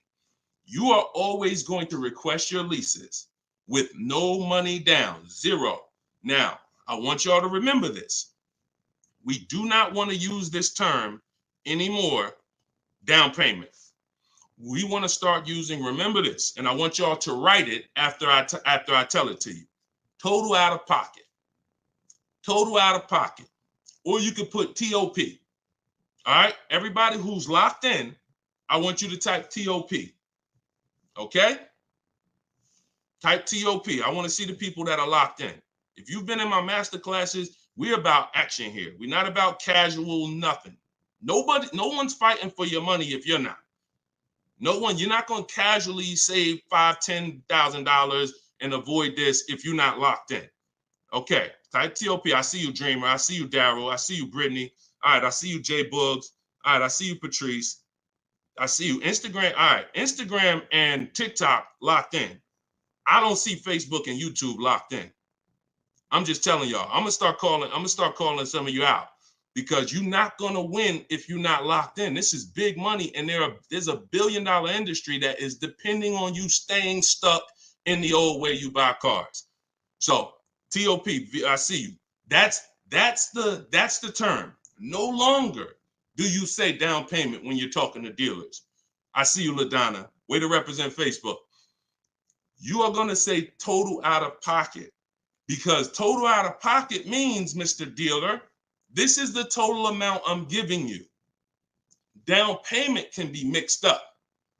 Down payment can mean, oh, $2,000 down plus tax. $2,000. No, it's different than out the door. More. That's a different term. There is a place for out the door price, but in this particular case, we are using total out of pocket when we are contacting dealers to request our offers. First payment is the only thing we are putting out of pocket when we're getting lease offers. So we are getting, it does not mean we're not going to add additional money later, but it does mean for the offers that we're going to look at, I need my first month's payment out of pocket, and then you give me your offer. What that allows us to do is divide that monthly payment into the MSRP of the car and get that formula that I was talking about 10 minutes ago, that 1% formula, that 1.2%, that 1.5%. You can only work this with first month's payment out of pocket. So we dictate how we want the quotes. And if somebody says, hey, $2,000 down, you're still going to come back to them and say, hey, please resubmit the quote to me with only first month's payment total out of pocket. See, car dealers, we understand those terms. We know what total out of pocket means, but what we're depending on is that you don't understand what that means. The 80% of dealers are depending on the fact you don't understand what total out of pocket means, and they can just flip it up on you. So that's what we do. It's not about advertisements. Let me show y'all something before we move to the next question. Get the next question ready, Dolan. I'm going to show you a deal that somebody in the Cars from Home library made, somebody who uses my stuff. Don't shoot it up yet. Not yet, Dolan. Hold on. This is Charles. Charles got a Hyundai Palisade. $48,000 vehicle, $48,595. We always request our quotes with 12,000 miles per year, always. If you're going to do, Deshone, I do 18,000. Then you're going to adjust your mileage after you find your best deal. You're not going to do quotes for 18,000, always with 12. And then once we find our best deal, then we're adjusting. But Charles got $597 on a $48,000 vehicle. That's all he gave them, $597. So if he had depended on advertisements, he'd never get this deal. Hyundai Palisade like that, that's probably $597 with $3,000 out of pocket plus tax and fees. What am I trying to tell you by showing you this? Great deals are not advertised. Great deals are never going to be advertised. Great deals are made in the background. No one knows about them. Dealers don't even want to make them. They're sitting there saying, hey, listen, can you get them? They're talking to the salespeople. Hey, can you get them to come up a little more? Can you get them to pay another, $50 a month, $40 a month? Can you get anything out of them? No. All right, go make the deal. That is what a great deal is. Not something that you're going to see on commercials advertised to hundreds of thousands of people. So forget about commercials. Commercials are for people who don't mind overpaying. People who shop for deals the way I'm teaching you to shop, our deals are never going to be advertised. In fact, when you go pick up your car, they might tell you, listen, listen, I love for you to send me some friends, but don't tell them what you're paying, because I can't duplicate this deal. This deal, I can't, I don't want to do a deal like that. So that's what we do. We customize our quotes. We don't let other people customize them. And you could do deals with no money down all day long. Go ahead, shoot the next one up, Dolan. Great question so far. Let's go. Keep the questions going. Let's go. Listen, right now, we got at least another 45 minutes. We're going to get through as many questions as possible. So let's go. This one's from Instagram. How can a person with not great credit get a good deal? You got to understand, if you don't have great credit, the only thing you should be overpaying for is interest. You got to separate your car from the loan. Your bad credit or your not perfect credit is between you and the person lending you money. Not between you and the dealer. Not between you and you're sitting around and you've been in a car dealer. Who's experienced this? Matter of fact, don't say if you've experienced this. But I know some of you have, and I know, millions of people have. You go in at 9 a.m. to the dealership, you find your car, you don't have great credit. Now you're sitting there and you're waiting for hours for them to get an approval. You see people driving out with their new cars. Some people saw you walk in with them at 9:30 a.m. They done left at 12, 1 o'clock with their car. You still there. This is mixing the car with the loan. We don't want to do that. You got to separate the car. So the car is one thing. That's why we always want to make sure we're getting the car at a great price. You shop independently. You use a company in my book, I recommend Limbuzz for people who don't have great credit. But Limbuzz is going to require you get a good deal on the car, because you can overpay for the car and then you can hurt your ability to get the loan because you're overpaying for the car. So you must make sure you are using strategy, shopping multiple offers. If you're shopping for a used car, we could talk about that depending on if somebody asked the question. If you're shopping for a new car, whatever you're shopping for, you must make sure that you find the dealer who's going to sell it to you lower than anyone else. Now, once you find that, you're going to independently have your financing. And if you don't have good credit right now, one of the companies I recommend is Limbuzz. And Limbuzz will usually approve people that a lot of people won't approve. They work with a lot of people who don't have good credit. And then your financing, if you pay 18% interest or 15% or whatever it's going to be, that's between you and the lender, not the dealer. Does that make sense? So we must separate our transactions if we're going to win. All right? We must separate. Go ahead. Shoot the next one up, Dolan. Oh, and one thing. Here we go. I need to purchase a car in less than 2 weeks. Trying to determine lease or purchase. Easy. Who wants to know beyond a shadow of a doubt whether they should lease a vehicle or purchase?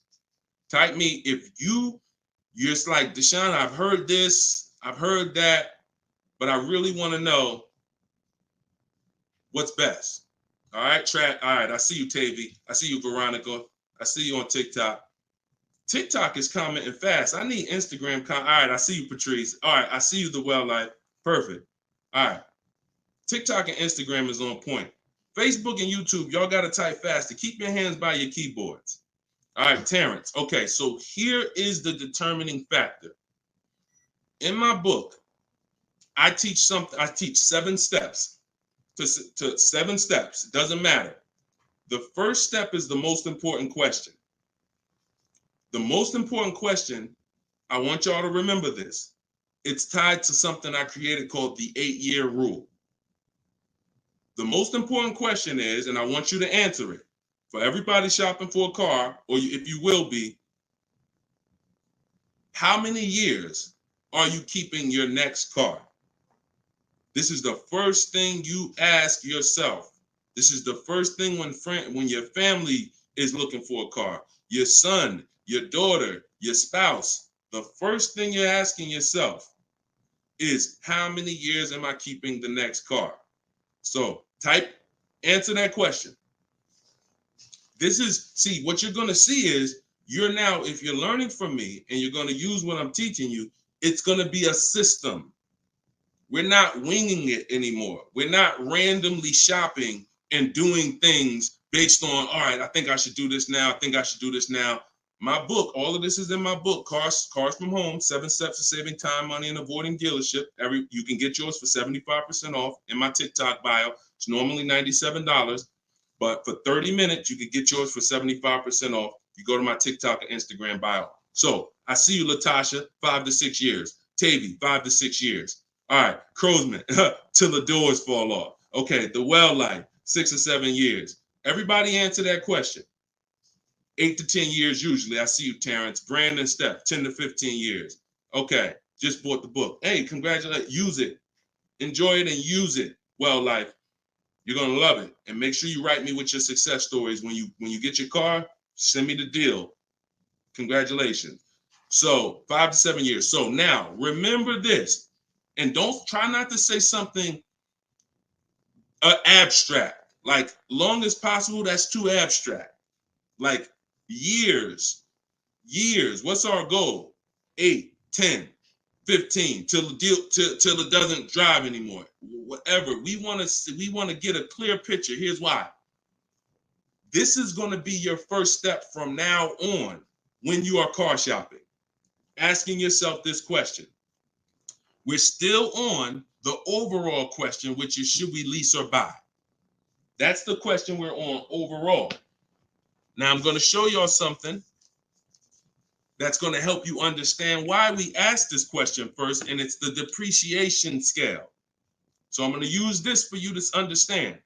When you buy a car today, if I put a $30,000 car outside your house right now, if you didn't drive it, you don't drive it 1 mile, is that car worth $30,000 a year from now?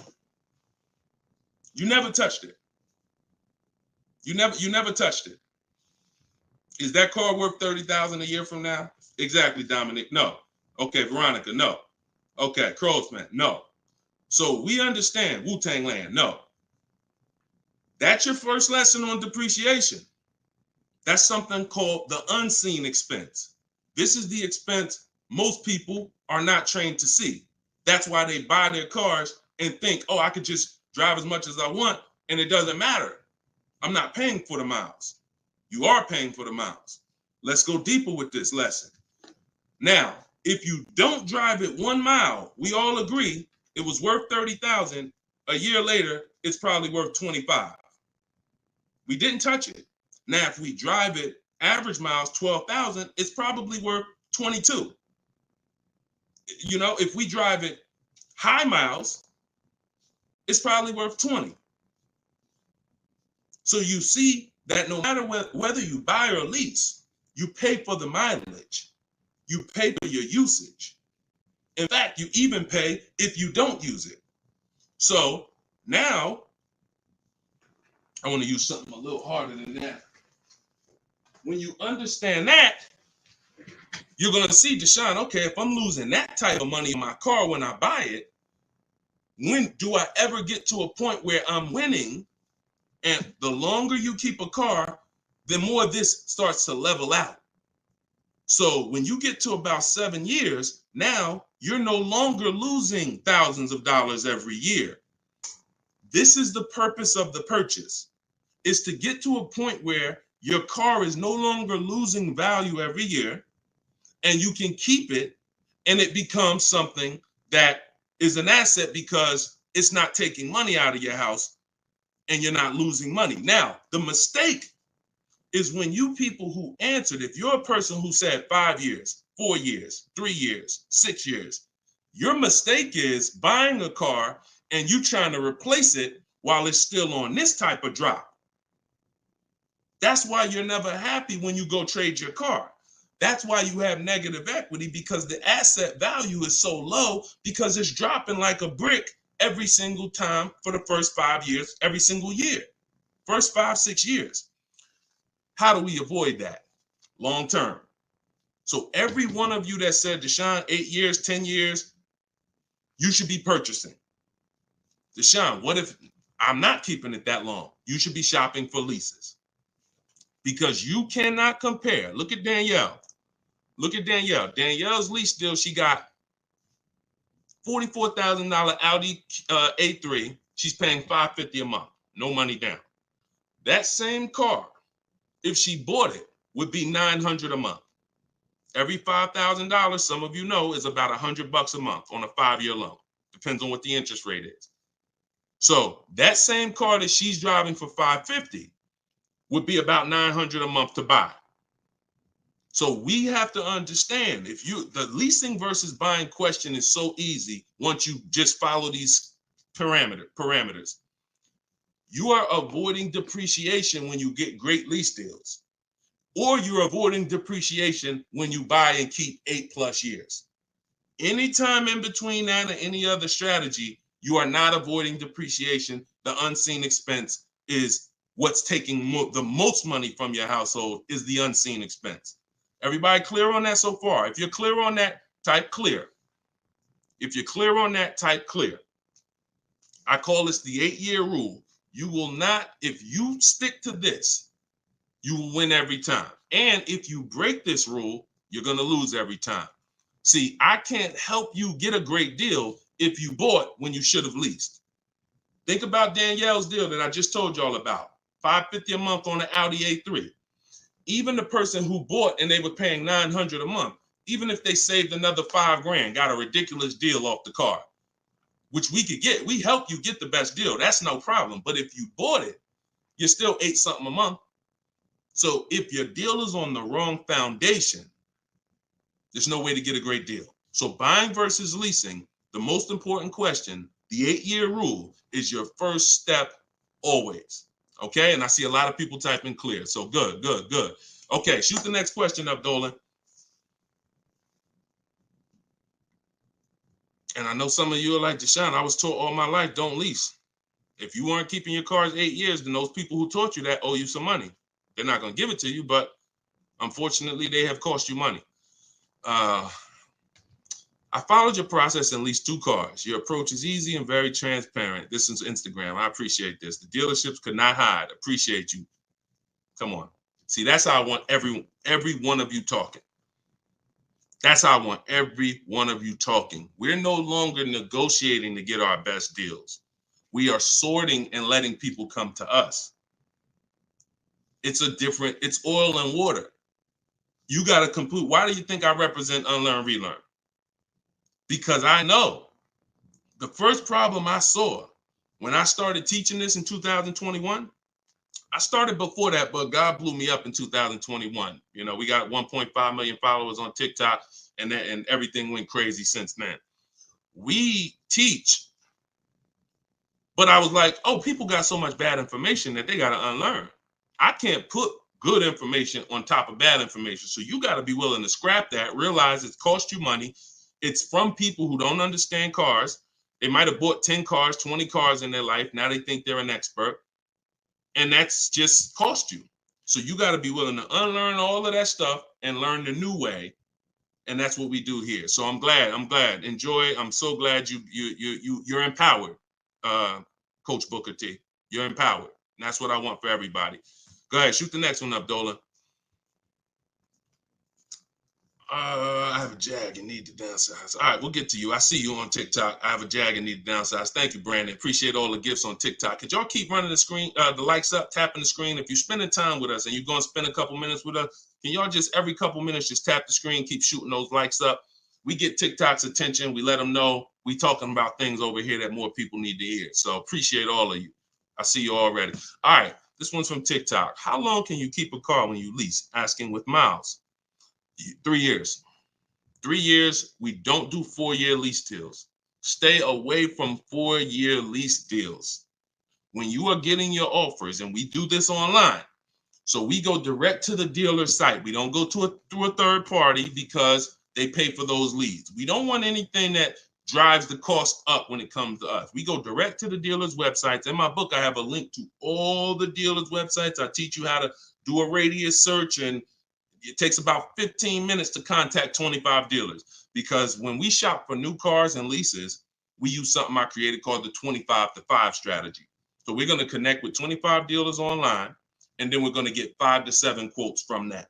So we're going direct to the dealer's website. That also allows us to shop out of 25 dealers' inventories, because 1 or 2 dealers is not enough. They might not have what you're looking for. Now you're at the mercy of who has what you're looking for. When we connect with 25, we're typically going to be able to get 5 to 7 offers from that. So this takes about 15. It just takes about 15 minutes. But we don't want to, like I said about 10 minutes ago, we dictate how we want our leases customized. And our leases are always first payment out of pocket, total out of pocket, first payment, 12,000 miles per year. And then we are, we're doing 12,000.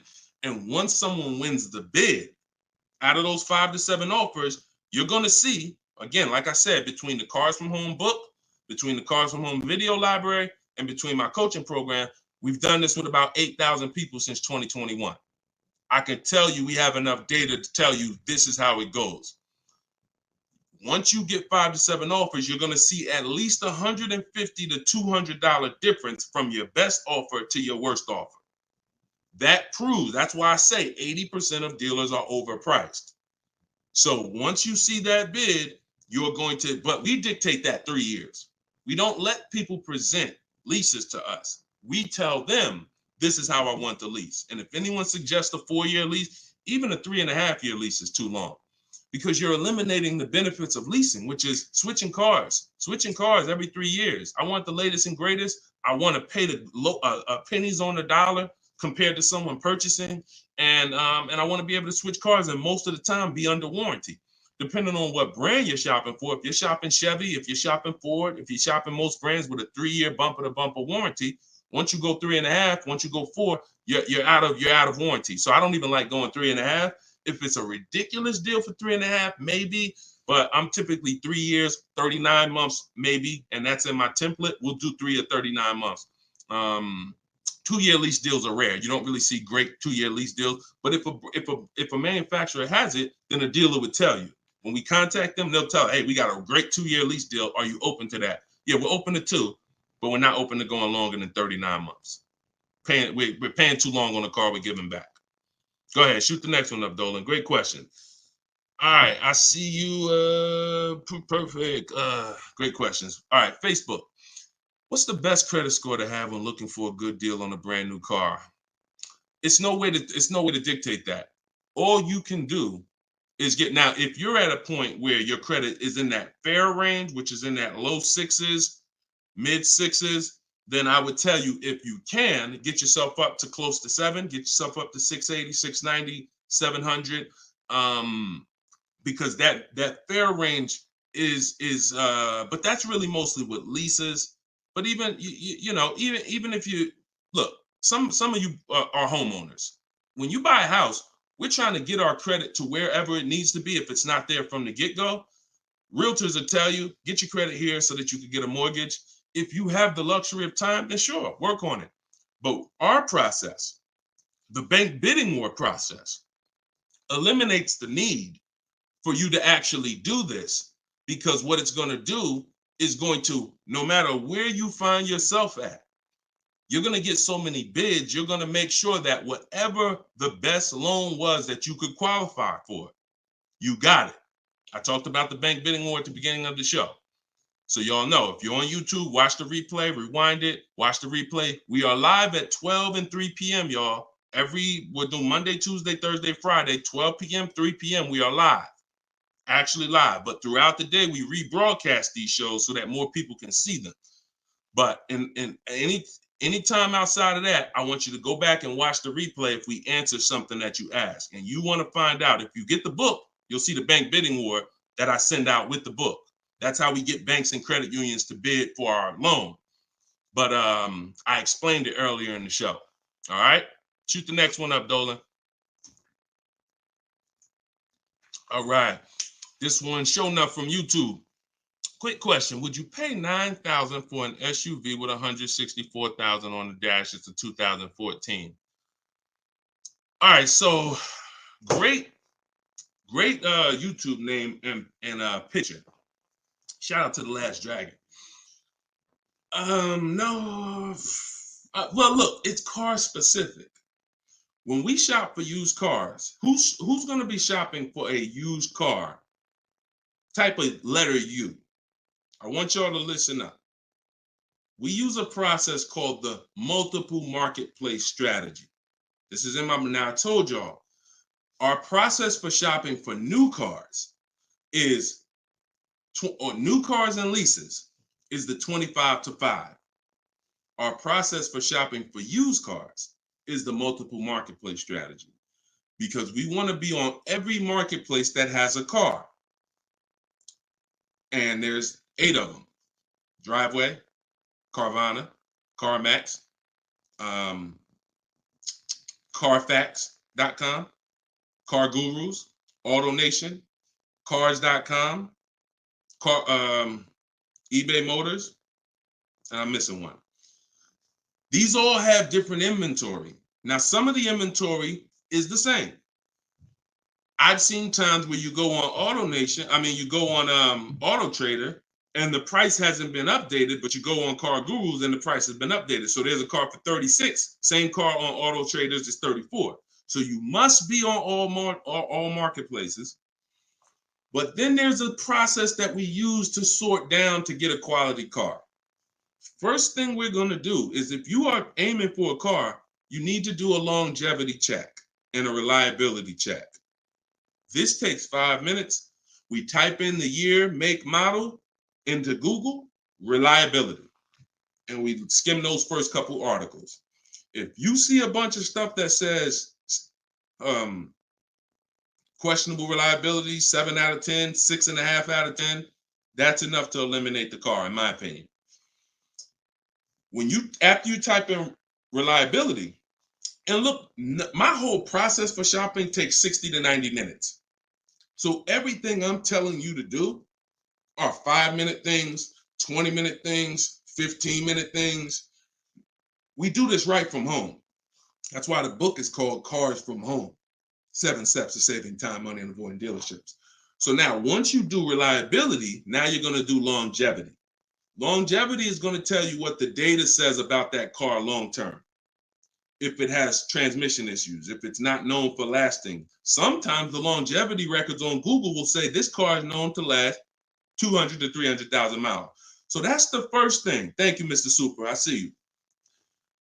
That's the first thing. Before we even look at a car and consider it, we got to make sure we do that 5-minute check.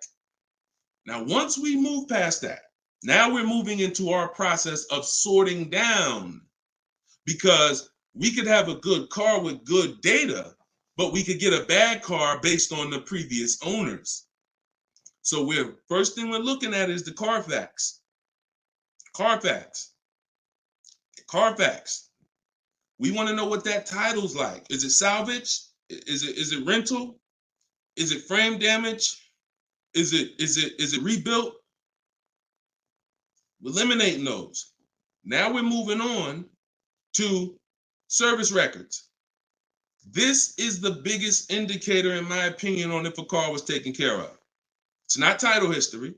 It's not accident history. It's service records. Service records. So if I see a car and I see that the service has been done year by year, whether it's a one owner, and I can see every couple thousand miles, service. Great indicator. Great indicator. Opposite is also true. Hold on, Darryl, it's in my TikTok bio. You won't leave the broadcast. He said, how do I get the book? Go to my TikTok bio, click that link. You'll see a link for 75% off for 30 minutes. Grab your copy. It'll be in your inbox in a couple minutes.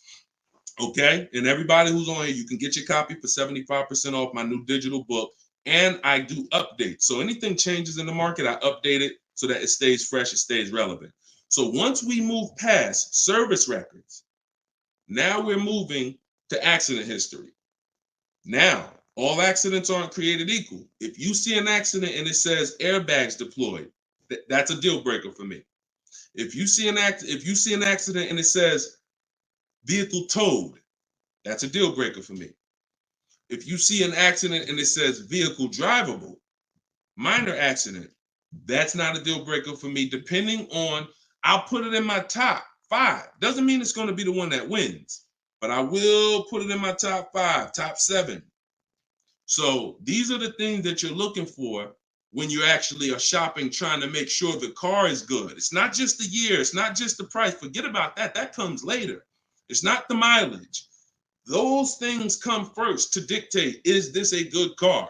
Car could have 60,000 miles on it. If it has bad title history, bad accident history, no service records, it's a troubled car. So that's the system. As I said, everything I want you to do from now on is shop with a system. So you are not winging it anymore. You follow those systems. Again, there's no guarantees. But if you have a strategy and you're like, okay, I'm taking the steps to do my best to make sure that whatever I put my money in, I've done the due diligence, 9 times out of 10, you're going to win versus just winging it. Okay, great question. Great question. Shoot the next one up, Dolan. Oh, by the way, I teach a strategy where you might not know. I'm getting ready to give y'all some game. The whole show is game, but I'm gonna get ready to give y'all one of my secret strategies. It's in my book. I got a lot of stuff in my book. A lot of stuff. But a lot of you don't know when you're on these marketplaces. Keep that question ready. We're gonna go to that next one in 2 seconds. That Carfax, many dealers have agreements with Carfax.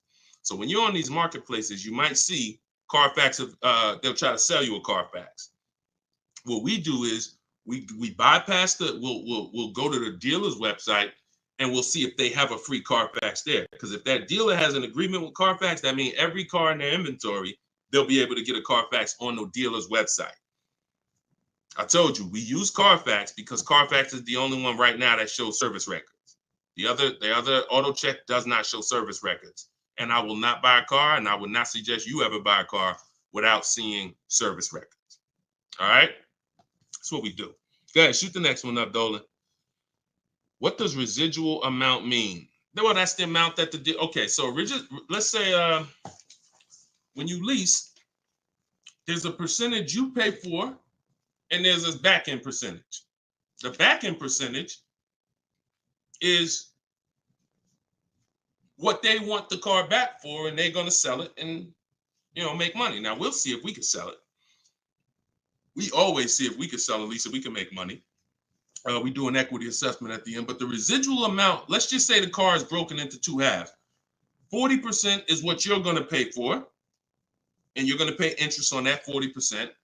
And then the 60% is what's left, and that goes back. That's what happens when the dealer comes back. That's when you give it back to the bank, not the dealership. That doesn't matter to us. We do not shop based on residual values, money factors. We do not shop based on that. We get bids because we can't control that. I've had people in the years come in, Wall Street finance guys come in with their finance calculators, asking me the money factor. And when I give them the money factor, we're converting it to an interest rate multiplied by 2,400.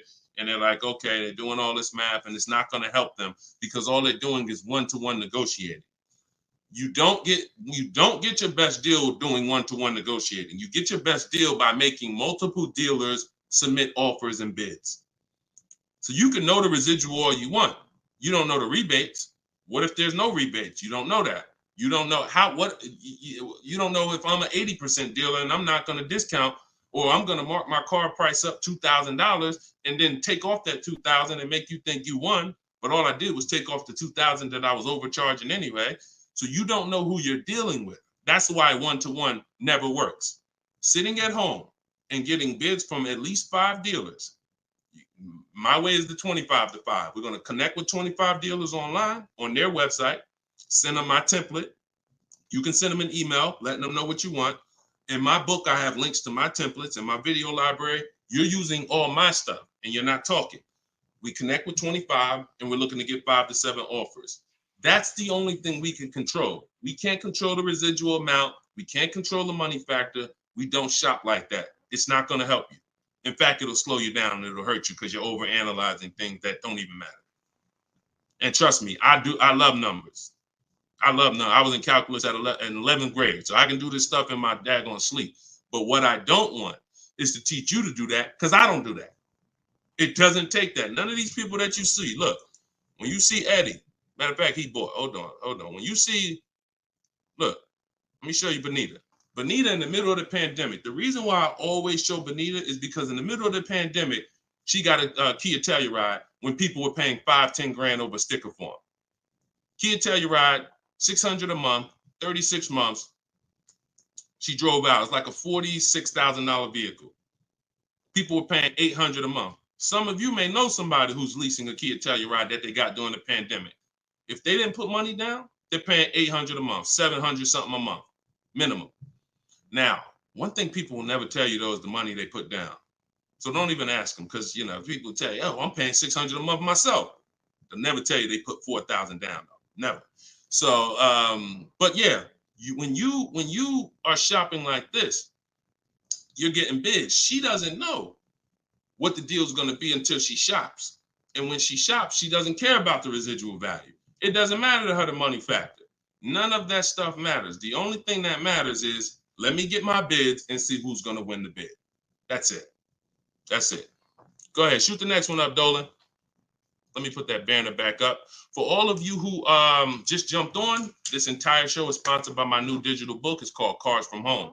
7 Steps to Saving Time, Money, and Avoiding Dealerships. I'm the author of that book. I'm also the creator of the Cars from Home video library and the Cars from Home coaching program. You can get your book for 75% off in my TikTok bio, in my Instagram bio. It's normally $97, but you can get your copy for 75% off by going to my bios and getting it, or you can scan the QR code or go to deshonsbook.com. 75% off for 30 minutes. All right? So get your copy. Everything I teach is in there, and you can reference it for life. All right, this one's from TikTok. When I see, we already did that one. I know you're snatching all the questions, but I tied that question in, even though you didn't post it. I tied that question into the other person who was asking about 0 down leases. All right, thanks, Dolan. Okay, this is another one from TikTok. Lease mileages. Let's go, Instagram. Make sure you're typing your questions. All right, make sure you type in your questions, Instagram. We live every day at 12 and 3. So let's see, TikTok, lease mileage 10,000 under allowable. Does that value when getting next lease? No. What you're going to do is you're going to do an equity assessment. You are not going, how many people right now have dealers calling them, telling them to come in and they can get you out of your lease, or they could trade you out of your car and put you in another car? How many people have either phone calls coming in, emails, or you get mail? Hey, Leo, good news. We need your 2019 car. We have somebody looking for that car. How many people are getting those emails or those calls right now?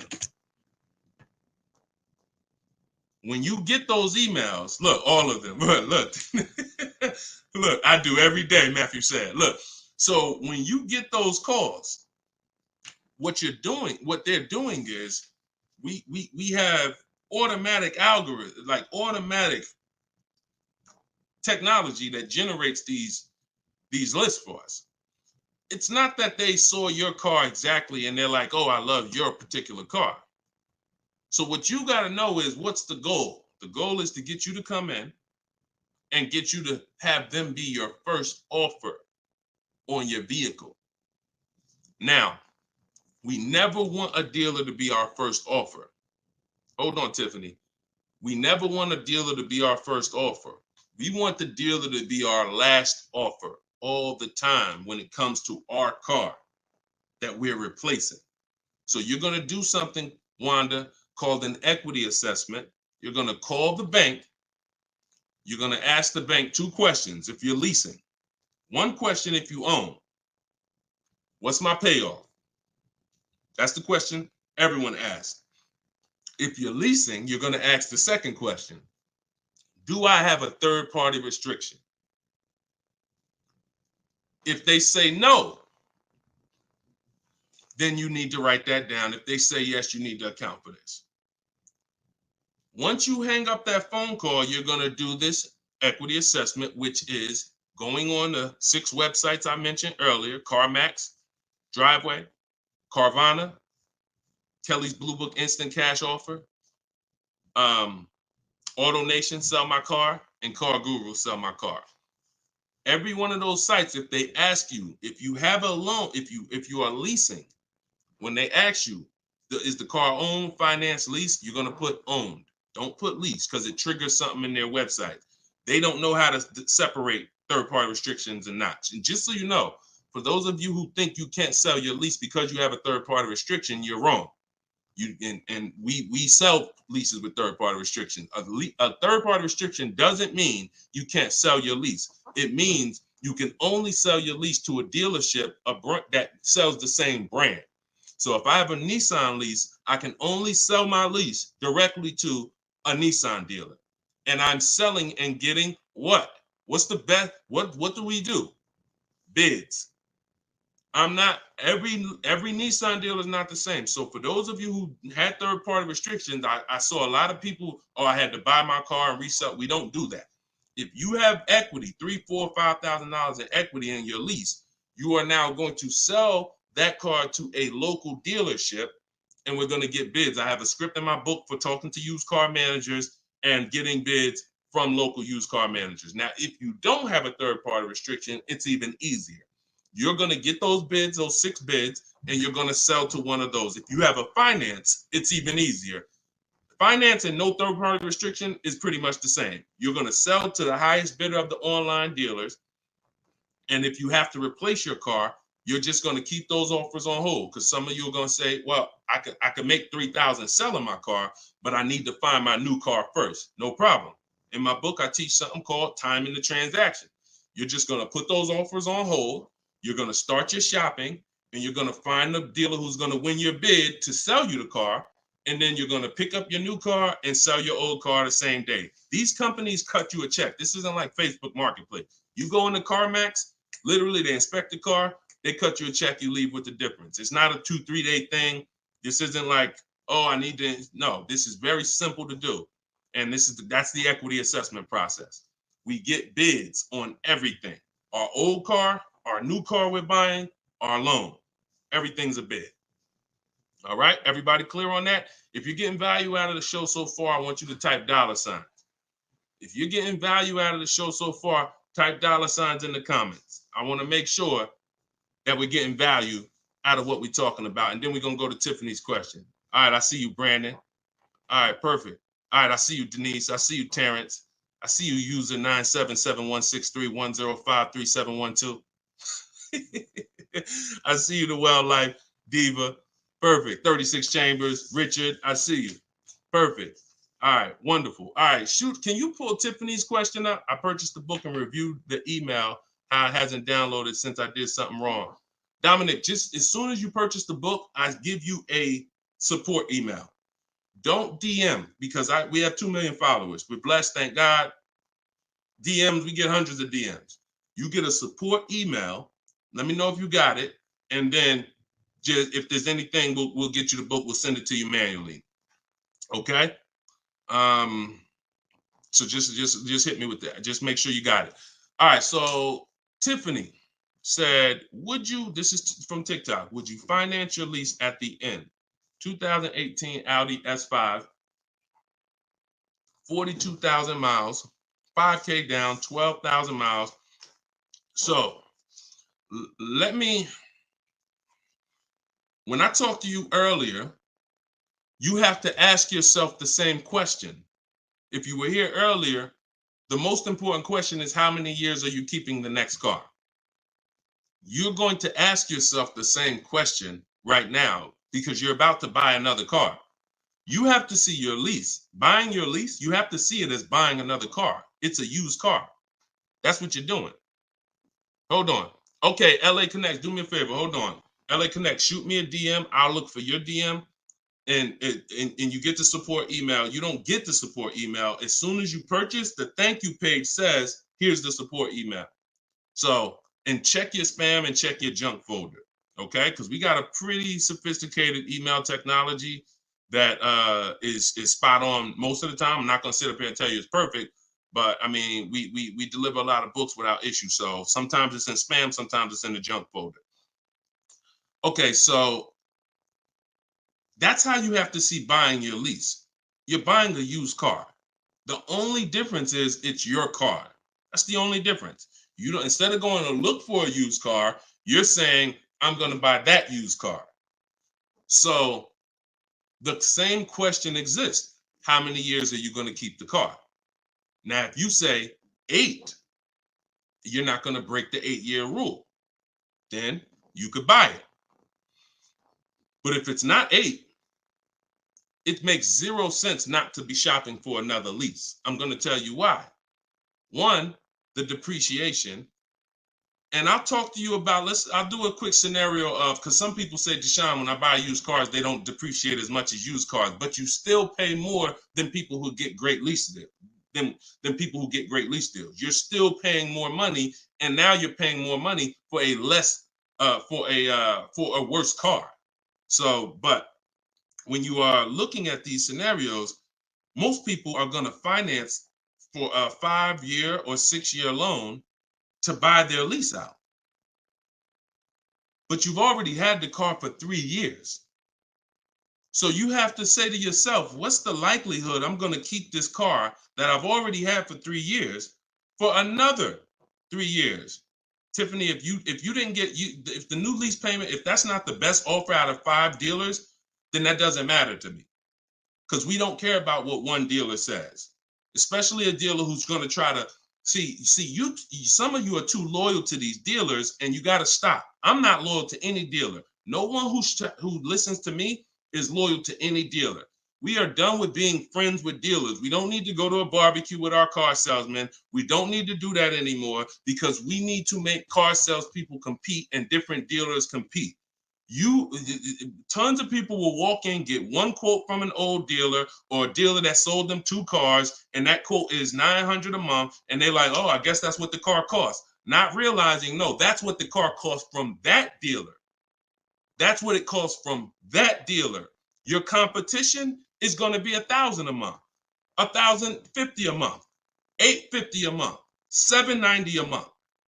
I told you, when you shop the correct way, you are going to expose the dealers that are overpriced. That's why that person who came on here, who Dolan put that comment up that said, hey, I use your stuff, dealers can't hide. Because it's an exposing of the overpriced car dealers. We see the people who are overcharging us, because when we see that best offer is $790, and then we see another offer for $840, another offer for $890, another offer for $920, we realize all of those other higher price offers were taking a shot at us, hoping that we weren't going to shop them. But that's okay. We're buying from the 20% who beats their offers. So before we ever make a decision to leave, we must shop 5 offers, and none of you are going to realize that this is right. See, like I said, between my book, the Cars from Home Library, and my coaching program, we've helped 8,000 people since 2021. These are the numbers. 80% of dealers are overcharging you. And if you don't have multiple offers in front of you, at least 5, you're not going to ever find the best price dealers. And you don't do this the hard way, going into dealer to dealer to dealer. You do this sitting at home on these dealers' websites, requesting your offers, looking at offers strategically. That's why my book is called Cars from Home. My system is called Cars from Home. We spend time here. We're not in a dealership for more than 30 minutes. Okay? So getting back to your question about buying your lease, I'm not buying a used car. I'm not switching my strategy. The philosophy of going from a lease to a purchase is a total strategy shift. That means I'm going from a short-term person who doesn't like maintenance, who doesn't want to put more long-term, who doesn't want to keep a car long-term. I want to be under warranty most of the time.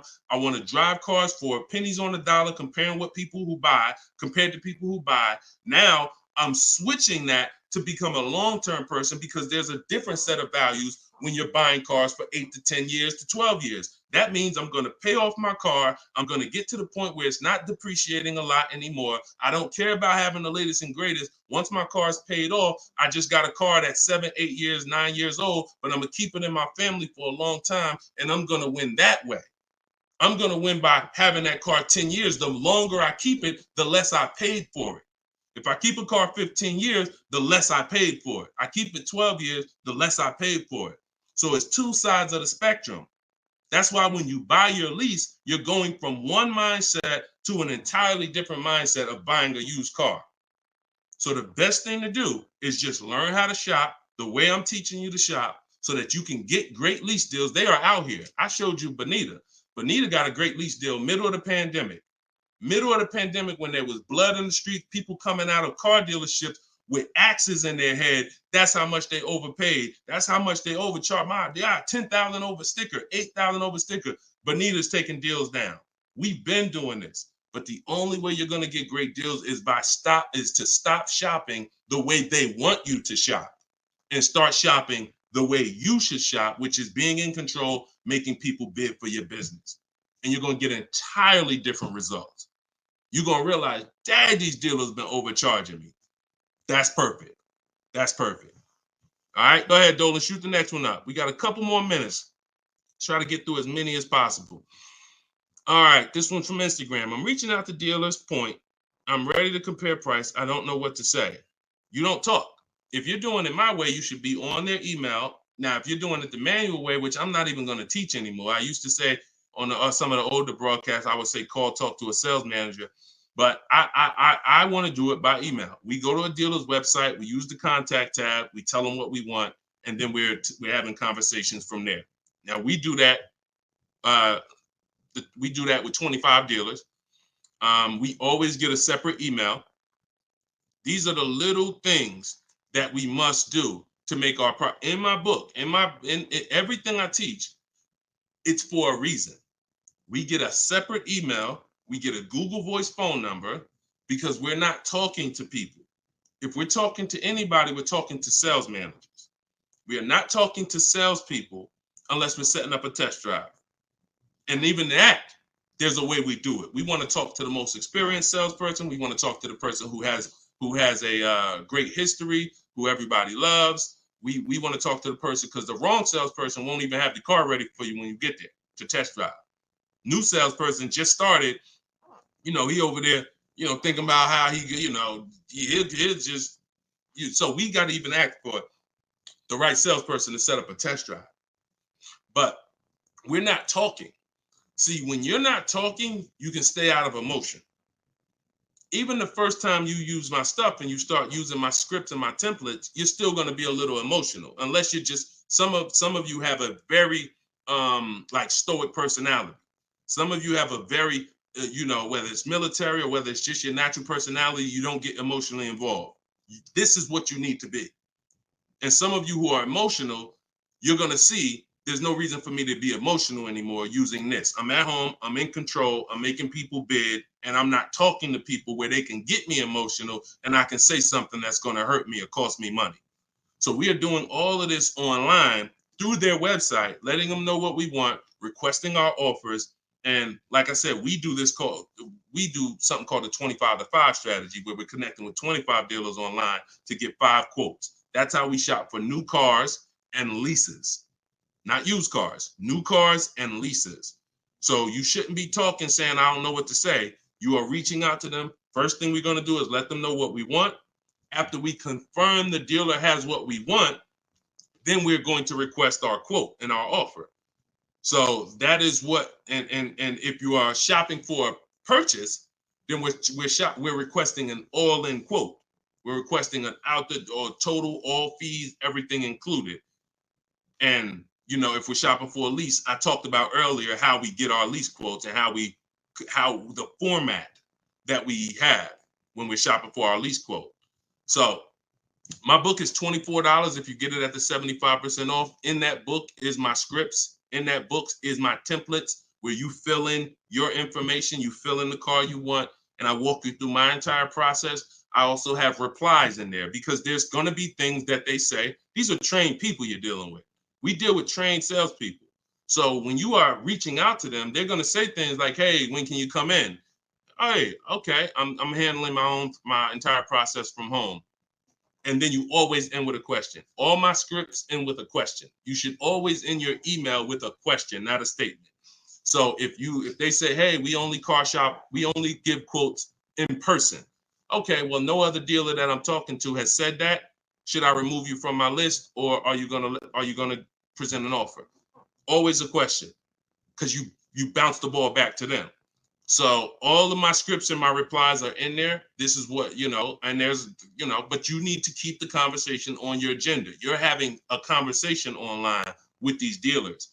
And That's why I say separate email, Google Voice number, dedicated, locked in. You don't want a bunch of car dealers' emails mixed in your personal email. That's not how we do it. That's going to mess you up. We do not do it like that. That'll confuse you. Now you're missing emails and all of that. Separate email. All right. Go ahead. Denise is asking, can you answer my question? I want to know if I have options. Can you find Denise's question from TikTok? Dolan? You see Denise's question? Give her a second. Thoughts on, while you do that, I'm going to enter this thoughts on leasing a Tesla. There's no price negotiation. There's no price negotiation. So there's no reason to get bids. You can't get bids on Tesla. Keep that up. I'm gonna get to that right after this. This is a short answer. What you need to do when you're leasing a Tesla is total out of pocket, first month payment, 12,000 miles per year. Divide the monthly payment into the MSRP, like I said. And if it's over 1.5%, you're paying too much for a car you're giving back. So we still need to know if the lease deal's good. Doesn't matter. Even if it's no negotiations. Plenty of people out there that got bad lease programs that are dependent on people who don't know what a bad lease program is to come in and lease the car. And until we stop leasing those cars at these bad lease programs, when we stop, that's when they'll change. All right. It's always a buyer's market for us. Go ahead. All right. So this one's from Denise. I have a Jag and need to downsize. I'm retired and upside down 14,000.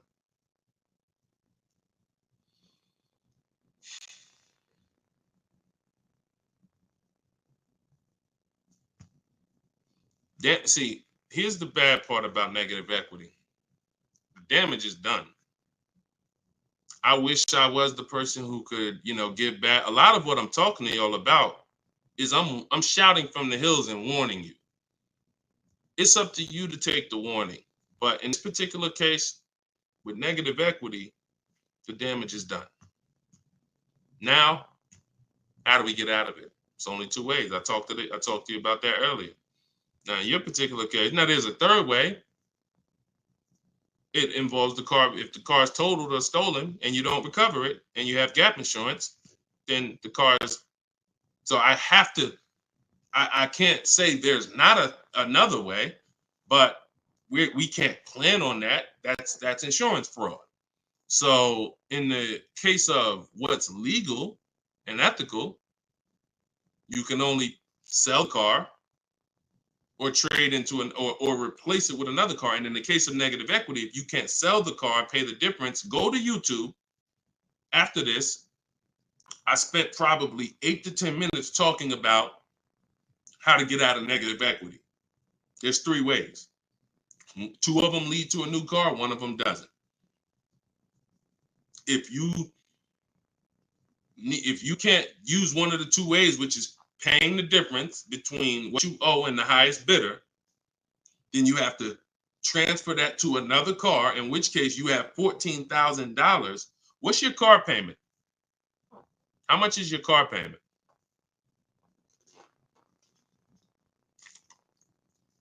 And if you need to downsize because you want a smaller car, okay, $769. If you need to downsize because what's the reason that you need to downsize? Is you need a lower payment or you just need a smaller car? Lower payment or smaller car?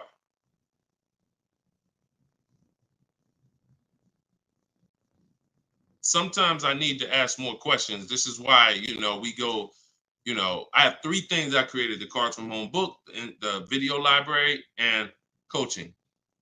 In particular cases, I need to ask more questions before we could give a custom answer. Lower payment. So you got to look at it like this. Most people should be transferring negative equity into a lease. Now, once you actually bring 14,000 over, and your negative equity amount should always be based on you getting the offers. It shouldn't be based on what you think or what a dealer told you the car is worth. So that's one thing. Let's start there. Equity assessment, you need to rewatch the show. You need to see that segment. If you have my book, you need to follow the segment on the equity assessment to find out what your real negative equity is. That is on a 39-month lease, bringing that over, you're talking about $14,000. That right there is $358 a month. You know what you possibly could do? Try listing the car on Swap a Lease. Now, if that payment is good for the car, let me see. Did we? You got a Jag. Depends on if $769 a month. Now watch this. If $769 a month is a good payment for that vehicle, then you can list it on Swap a Lease, and then you could have someone take over the payment. But it got to be a good deal. If they could go out and they could get a $600 payment on that same vehicle, then they're not going to take it over. So this is another option for you to consider. Now, if it might even be advantageous to you to list that car and contribute some. You might say, all right, I'll pay $100 and all right, my payment's $769, I'll pay $100 and somebody take it over for $669. Whatever you need to list it for to get out of it, to have someone take it over, may be advantageous to do until the lease ends. And then you go and get yourself a very inexpensive car that you can qualify for, because if you have someone take over the lease till the end, you could probably go get yourself something, lower payment. But that car coming into the deal, you're going nowhere, because $14,000, unless you got cash. If you got some cash, then yes, cash can solve all things. Get the offers, follow the equity assessment. You might pay the difference or transfer it over. You can't transfer it over because, like I just said, your negative equity alone is $350 a month. And that's without the interest that's going to be. It's probably going to be about $380 a month. So what's the note? Yeah, so that's what you should consider. List the vehicle on Swap a Lease and see if somebody's willing to take it over. And if nobody's, okay, no problem. That's what you do. That's what you don't have that kind of money to contribute. $14K is a lot to be able to contribute. So so what you should do is do that. If you could get somebody, if no one takes it over for $769, then offer to contribute some money towards the deal every month. Now, if you, no matter what, and then what you're going to do is you're going to go and probably, you're going to ask yourself the most important question for your replacement car. If you're not keeping 8 years, you should be looking to lease the next car and get yourself an inexpensive lease. If you are keeping it more than 8 years, then you can buy. But you're just going to use the same process. But you got to get rid of that car first. And I think with your scenario, that might be the best way to do it. All right. Good question, though. It's good question. Keep us posted. And, that's what we do. Look, we are live at 12 and 3 o'clock p.m. Eastern time, Monday, Tuesday, Thursday, Friday, which means we'll be back in a few for the next segment today. You can come back. We got a lot of questions. We're not always able to get to them, but you can tell your friend. I haven't really announced it because I didn't know when I was going to be live, but now we'll get to the point where we can let you know 12 p.m. Eastern time, 3 p.m. Eastern time. We're live, but we rebroadcast these shows all throughout the day, because people do get a lot of value out of the rebroadcast. But if you want to meet us live, Monday, Tuesday, Thursday, Friday, 12 p.m. and 3 p.m. Eastern time, bring your questions. And if you didn't know, my book, Cars from Home, 7 Steps to Saving Time, Money, and Avoiding Dealerships, is 75% off for 30 minutes, part of our welcome offer. So you can get yours in my TikTok bio or in my Instagram bio, or go to DeshoneBook.com in the comment section on YouTube or in the comment section on Facebook.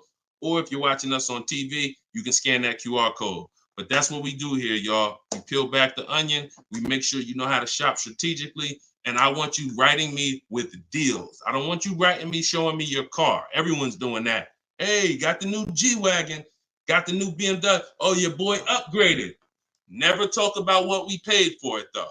I want you writing me saying, Deshone, look at the deal I got. This was the best offer. I made dealer's bid. This was the best used car within 100 miles. I'm driving an hour to go pick it up.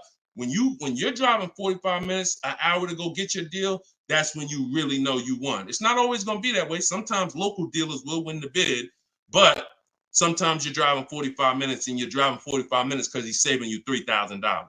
So that's what Cars from Home is about. That's what my book is about. You can get your copy instantly, 75% off for 30 minutes, and I'll see y'all on the next show. God bless.